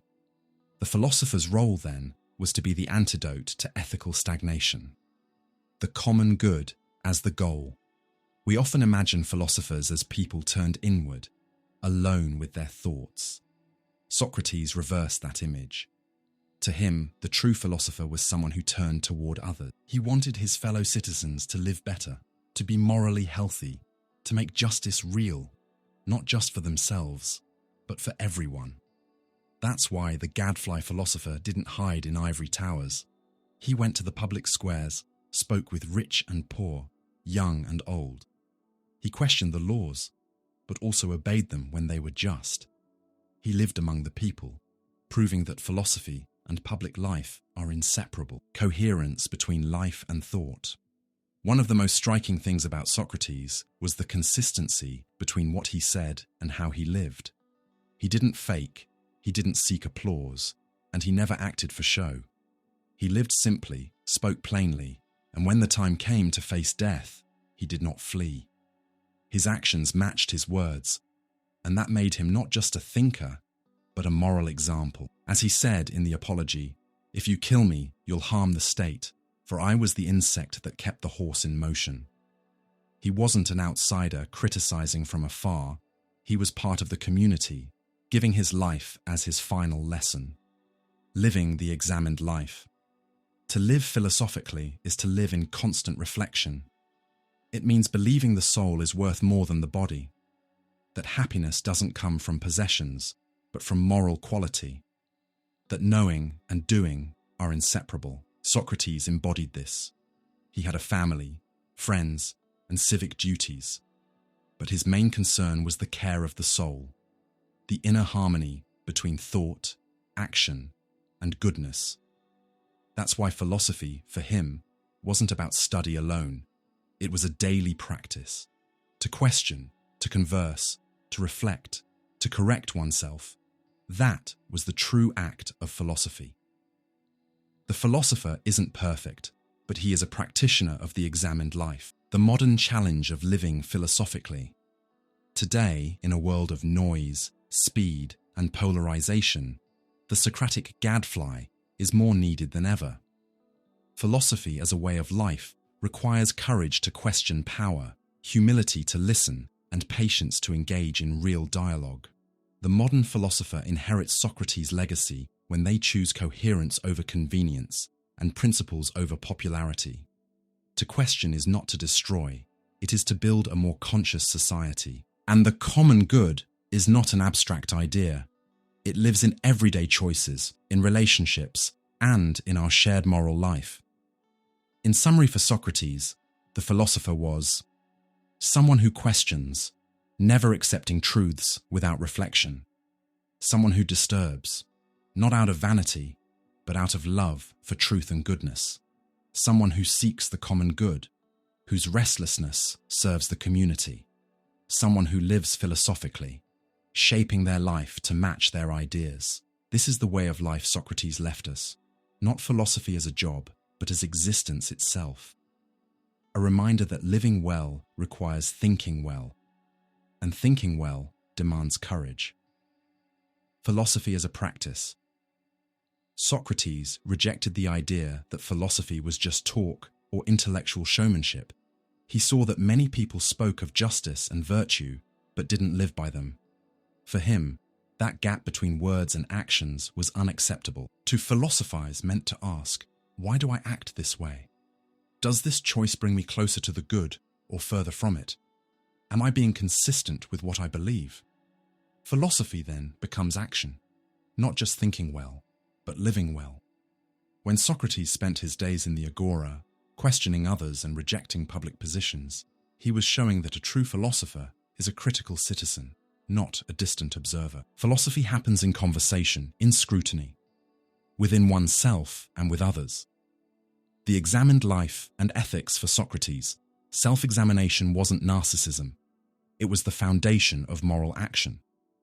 No one can act justly without knowing themselves, without understanding what is truly good.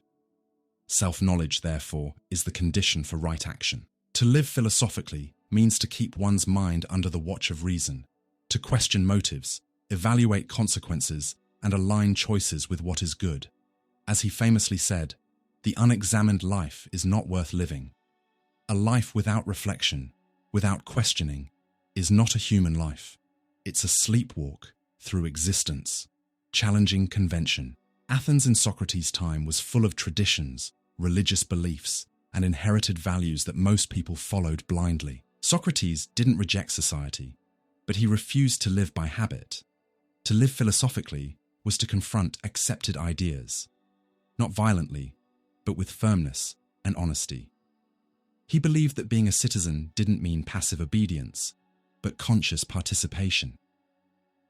The philosopher was the one who woke up the moral sleep of the city, the gadfly that wouldn't let the horse stay idle, living the good in everyday life. Socratic ethics wasn't about grand theories or distant ideals. It was about daily choices, how we treat others, how we admit mistakes, how we stay true to what we believe, even at personal cost. Ethics wasn't for rare moments. It was for every moment. How a parent acts with their children, how a neighbor treats another, how we speak, think, and behave. All of it reveals our philosophy, philosophizing in life and in death. When Socrates faced his trial and death, he showed that his philosophy wasn't theoretical. It was lived. He refused to lie, refused to escape, and stayed faithful to his beliefs. That coherence, living exactly what he taught, turned his death into a final lesson. Philosophy as a way of life goes beyond ideas. It transforms the person, their choices, and their very presence in the world. Implications for our time today: many call themselves thinkers or philosophers, but do they live philosophically, or only talk about it? Are we examining our lives, or just repeating habits? Do our choices match our values, or are they driven by conformity and approval? Does our philosophy shape our actions, or stay trapped in words? To live philosophically takes courage, humility, and persistence. Self-examination isn't a one-time act. It's a continuous process. Socrates taught that the pursuit of goodness never ends as long as we live, and that ethical life isn't perfection, but constant awareness of the soul. Philosophy as the healing of the soul. For Socrates, the soul, our deepest essence, mattered more than wealth, fame, or power. Philosophy, as a way of life, meant caring for the soul, keeping it whole, balanced, and virtuous. The central question became, how should one live? And that question isn't answered by reading, but by living. To know the good is to practice it, and to practice it is to live philosophically. Philosophy, then, becomes therapy for the soul, a moral discipline for the inner life.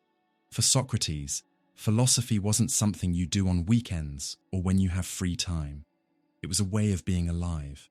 To live philosophically means to examine life, to question, reflect, and know yourself.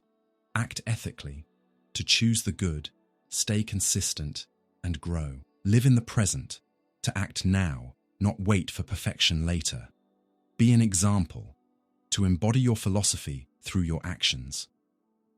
Philosophy wasn't a profession for Socrates, it was existence itself.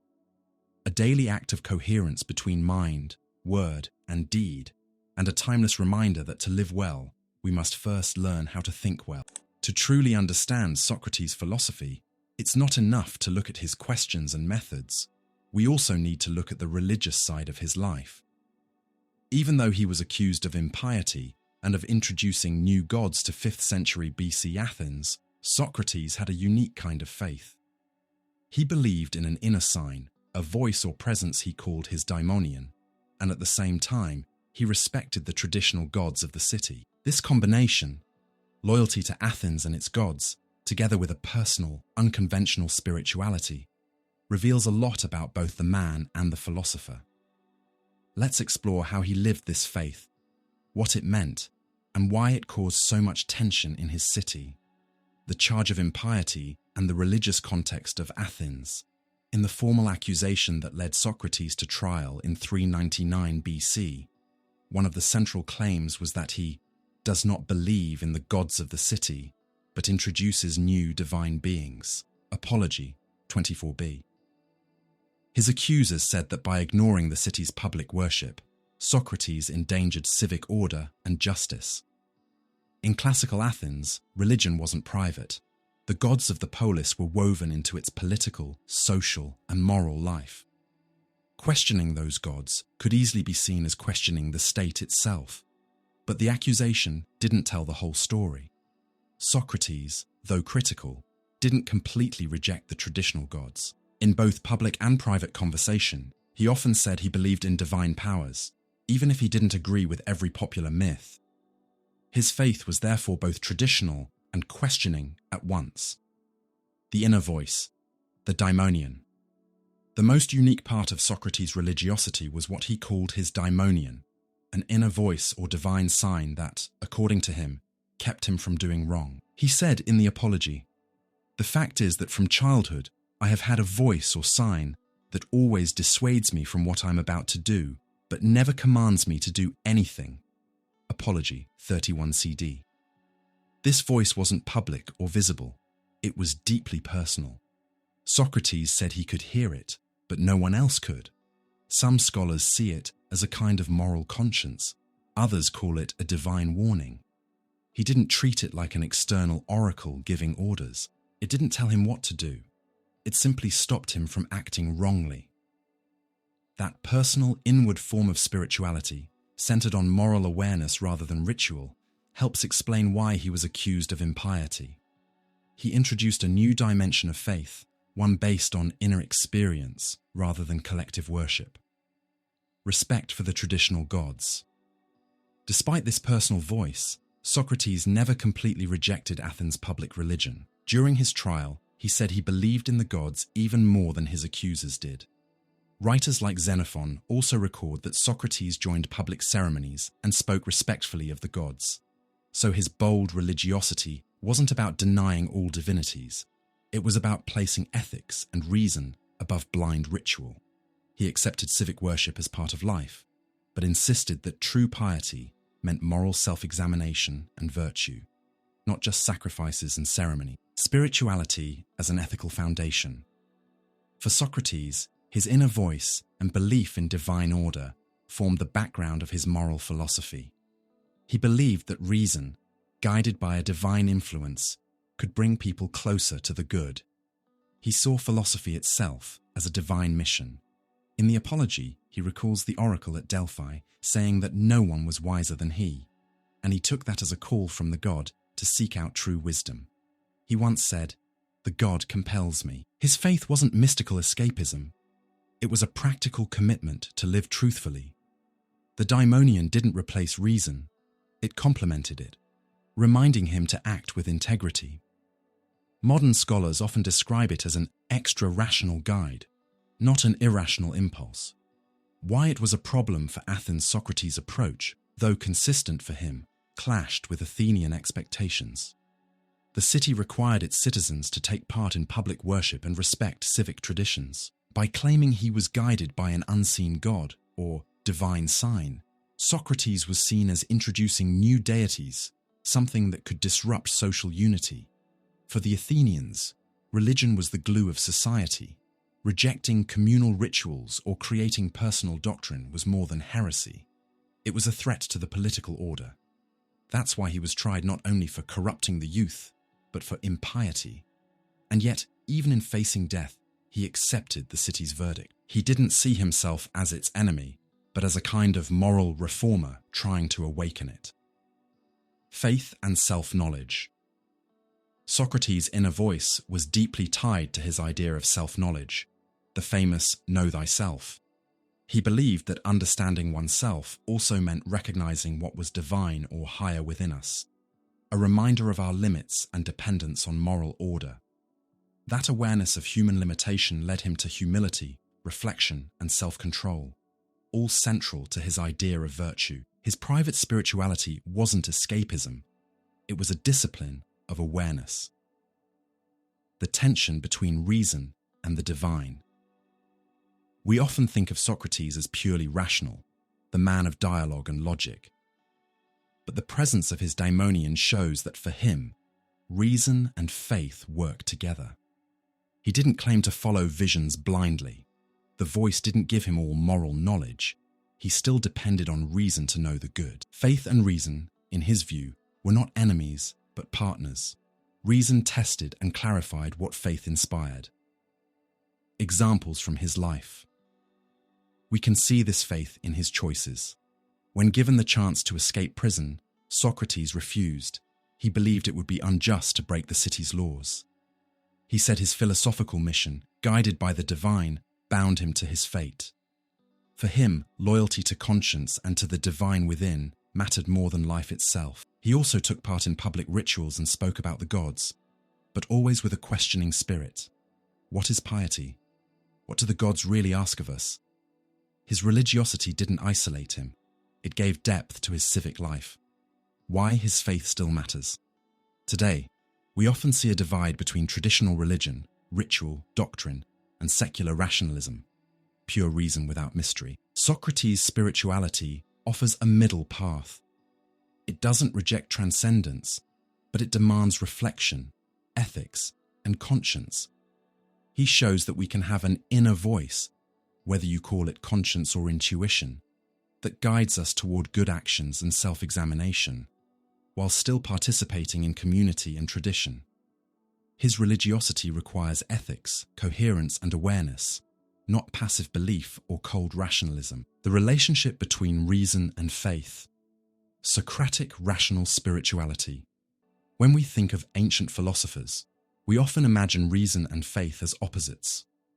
But Socrates didn't see them that way. He proposed, boldly for his time, a kind of faith joined with reason. For him, empty rituals and unexamined myths weren't enough. True worship of the gods required moral integrity, inner reflection, and rational understanding. In other words, authentic faith works with reason, and true reason recognizes its limits before the divine. Faith, divinity, and reason. The starting point.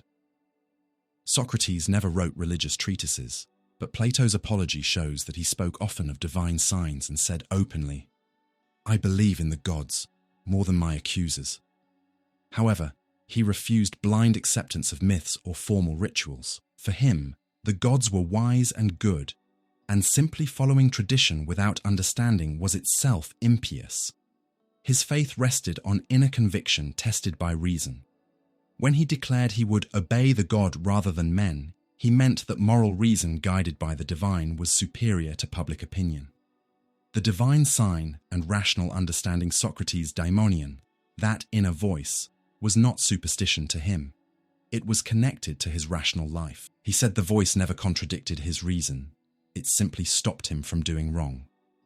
It was, we might say, an early idea of moral conscience. His faith didn't replace thinking. It inspired it. For him, real devotion wasn't about sacrifice or ritual. It was about living rightly, guided by reason and virtue. Morality above ritual. The measure of true piety. This theme appears clearly in Plato's Euthyphro, where Socrates asks, "Is something pious because the gods love it, or do the gods love it because it is pious?" This question reveals the heart of his view. Piety must have moral content, not just ceremonial form. Thus, morality stands above ritual. Rituals have meaning only if they express what is truly good. Socrates rescued the idea of the divine from superstition and brought it into rational reflection, uniting faith and thought, reason as the path toward the divine. For Socrates, using reason wasn't a way to distance oneself from God, but to draw nearer. If the gods are good and wise, then reasoning toward goodness is a form of divine participation. Thinking clearly, acting justly, and caring for the soul, all of this, to him, was true worship. He said his philosophical mission, to awaken Athens and purify souls, was something the gods commanded. To reason morally was, for him, to serve the divine. Thus, reason becomes not just a human tool, but a sacred duty, a way to align the soul with what is good. And with that, Socrates defended the freedom to question. He rejected myths that couldn't survive rational reflection. To believe authentically meant to believe with understanding. When accused of introducing new gods, part of the charge referred to his daimonion, part to his criticism of popular religion. But his answer was consistent. He obeyed the god more than men, meaning he followed conscience and reason over social pressure. That gave him a kind of spiritual freedom, faith without dogma, devotion without blindness. The charge of impiety and the logic of his faith. In Athens, religion, law, and morality were deeply connected. Challenging the gods meant challenging the city itself. Socrates was condemned for not believing in the gods of the city and for introducing new divine beings. Yet, paradoxically, his defense shows that he didn't reject the gods. He rejected ignorant worship. He believed his questioning was not rebellion, but an act of faith, obedience to a divine call to seek truth. He chose death over betrayal of that mission. He preferred to die with integrity rather than live in contradiction. Why it matters today. The tension between faith and reason, tradition and reflection, is still with us. Socrates reminds us that faith without reflection can become superstition, and reason without morality can become cold and mechanical. His rational faith invites us to question the beliefs we inherit, ask whether our rituals and practices truly aim at goodness, use reason not to win arguments, but to seek what's true and just, live a faith that values coherence over conformity, see mystery not as something to erase, but as something to explore with reverence. In short, faith without reflection is risky, reason without faith is empty. Socrates taught that the true path is to unite both, a faith guided by reason and a reason inspired by moral and divine truth. When people talk about Western philosophy, it's almost impossible not to hear the phrase, the father of philosophy, next to the name Socrates. And that title isn't just a cliché or a product of school tradition. He truly founded, or at least crystallized, a new way of thinking that would shape the entire Western world. But what exactly about his legacy became so influential? How could a man who never wrote a single book, who lived in Athens in the 5th century BC, leave such a lasting impact? And why are we still talking about him today? Those are the questions we're going to explore. The turn toward the human Socrates broke with the main direction of Greek thought before him. The pre-Socratic philosophers tried to explain nature, the cosmos, and the origins of all things. Socrates, on the other hand, turned his attention to the human being, to ethics, virtue, and self-knowledge. He brought a new question to the center of philosophy.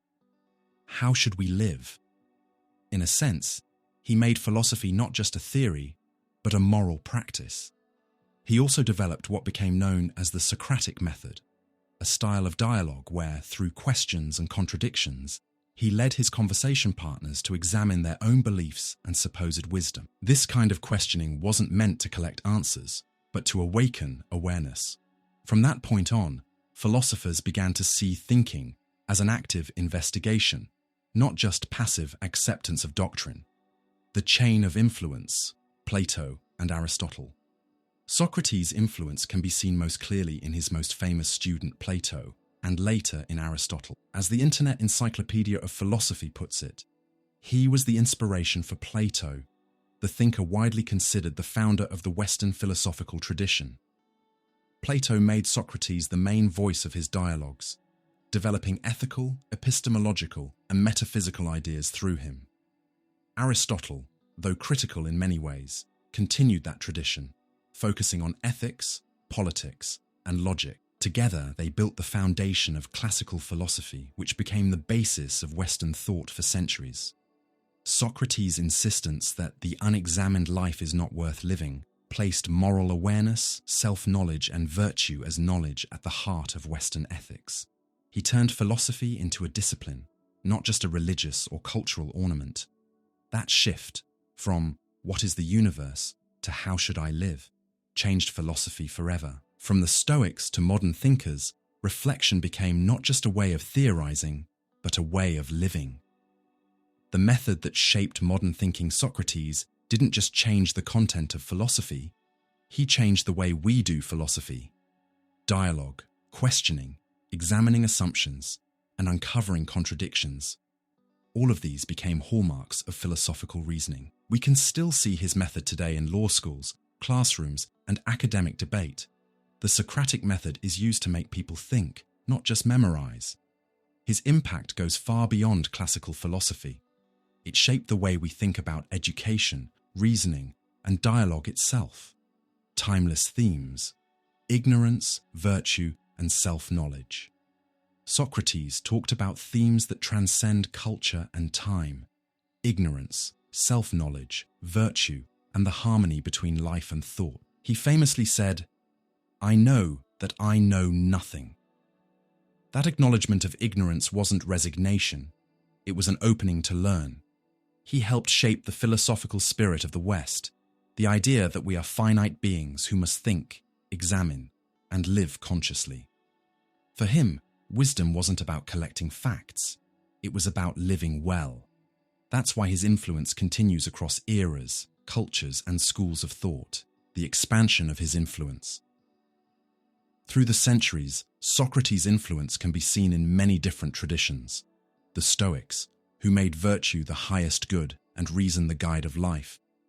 The Neoplatonists, who emphasized introspection and moral ascent. The Christian philosophers of the Middle Ages, like Augustine, who saw in Socrates a model for conscience and self-examination. Modern thinkers like Kierkegaard and Nietzsche, who reinterpreted the Socratic heritage in light of their own struggles with truth and morality. Culturally, Socrates became a moral archetype, the man who preferred to die rather than betray his own conscience. His image lives on in art, literature, and education as a symbol of integrity and courage, a model for citizenship and ethics. Even though Socrates was critical of Athenian politics and died condemned by the city, his philosophy ultimately inspired the idea of ethical citizenship, the citizen who thinks, questions, and refuses blind conformity. This model influenced Western ideas of democracy, freedom of expression, and moral responsibility. His refusal to escape after being sentenced to death is one of the most powerful examples of ethical and civic commitment in history. That's why his legacy is not only philosophical, it's civilizational. He helped shape how the West understands the relationship between individual, society, and morality. Socrates' influence today. More than 2,400 years later, Socrates' influence is still visible. Modern philosophy, ethics, and education all carry traces of his thought. The idea that philosophy is a way of life still echoes everywhere, from universities to therapy rooms to social movements. The belief that questioning is healthy, that doubt isn't failure, and that self-knowledge is essential, all of this comes, directly or indirectly, from Socrates. Still, his legacy isn't simple. He never wrote anything. Everything we know comes from Plato, Xenophon, or Aristophanes. That creates what scholars call the Socratic problem. How much of what we read is the real Socrates, and how much is Plato's creation? Even so, that uncertainty doesn't weaken his impact. It only reminds us that philosophy is an ongoing conversation.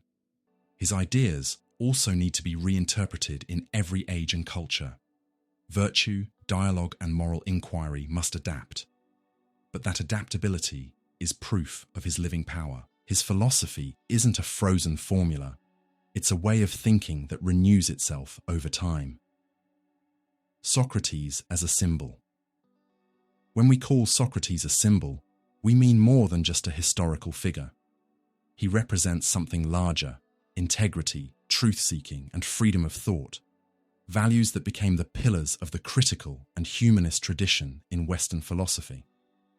Socrates didn't build an intellectual empire, didn't write volumes, didn't seek fame or safety. He turned his life into a philosophical act.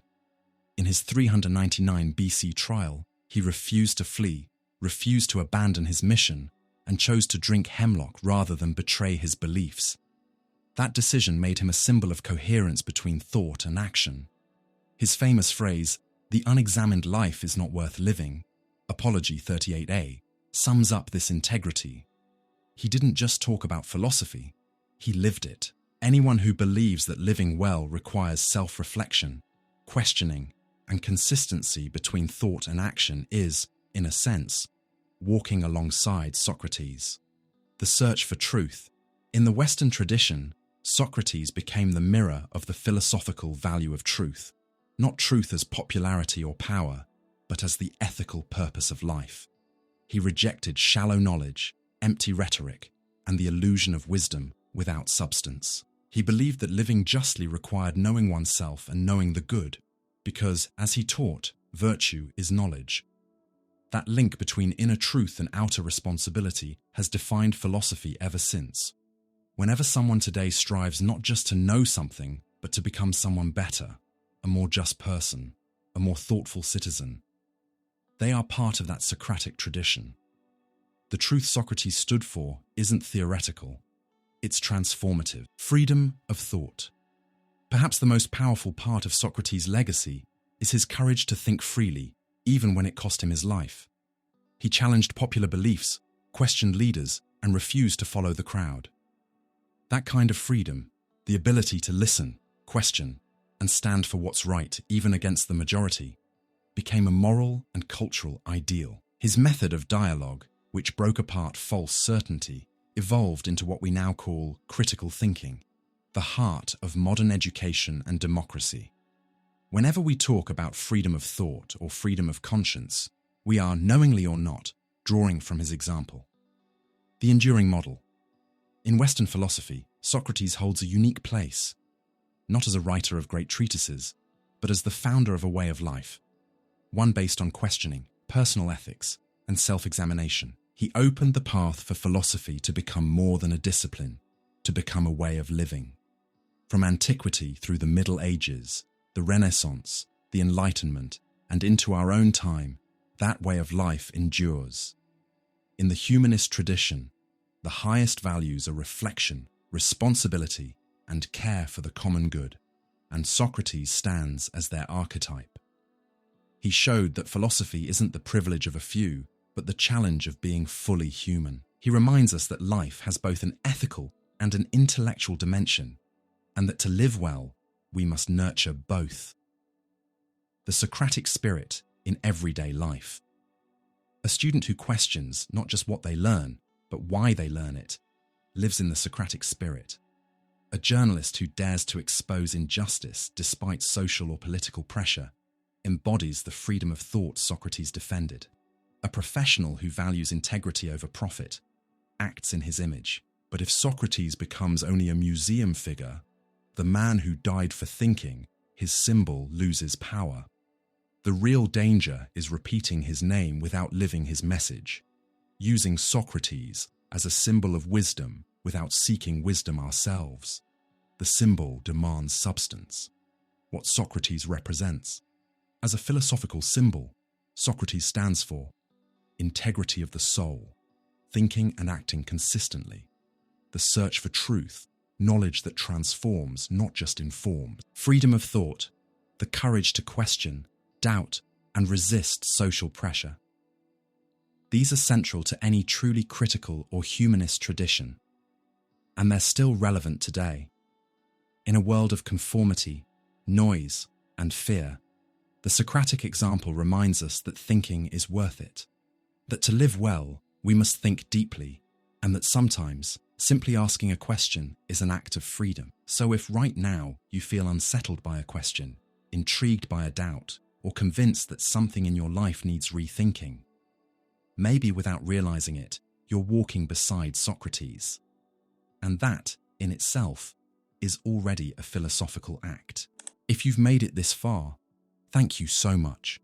Reflecting on life, truth, and the freedom to think, as Socrates taught us, is a journey that takes courage, openness, and a real desire to see beyond appearances. And if you've been with me through this video, it means you also believe in the value of critical thinking. Now, I want to invite you to keep walking this path with me. Subscribe to the channel so you don't miss the next videos. There's a lot more philosophy, powerful ideas, and stories that help us live with greater awareness. Like this video if it brought you a new perspective or made you think in a different way, and leave a comment below. What impressed you the most about Socrates? Which of his ideas do you think the world needs the most today? Share this video with someone who could use a dose of real, honest, thought-provoking philosophy, just like Socrates himself. And of course, stay here on the channel.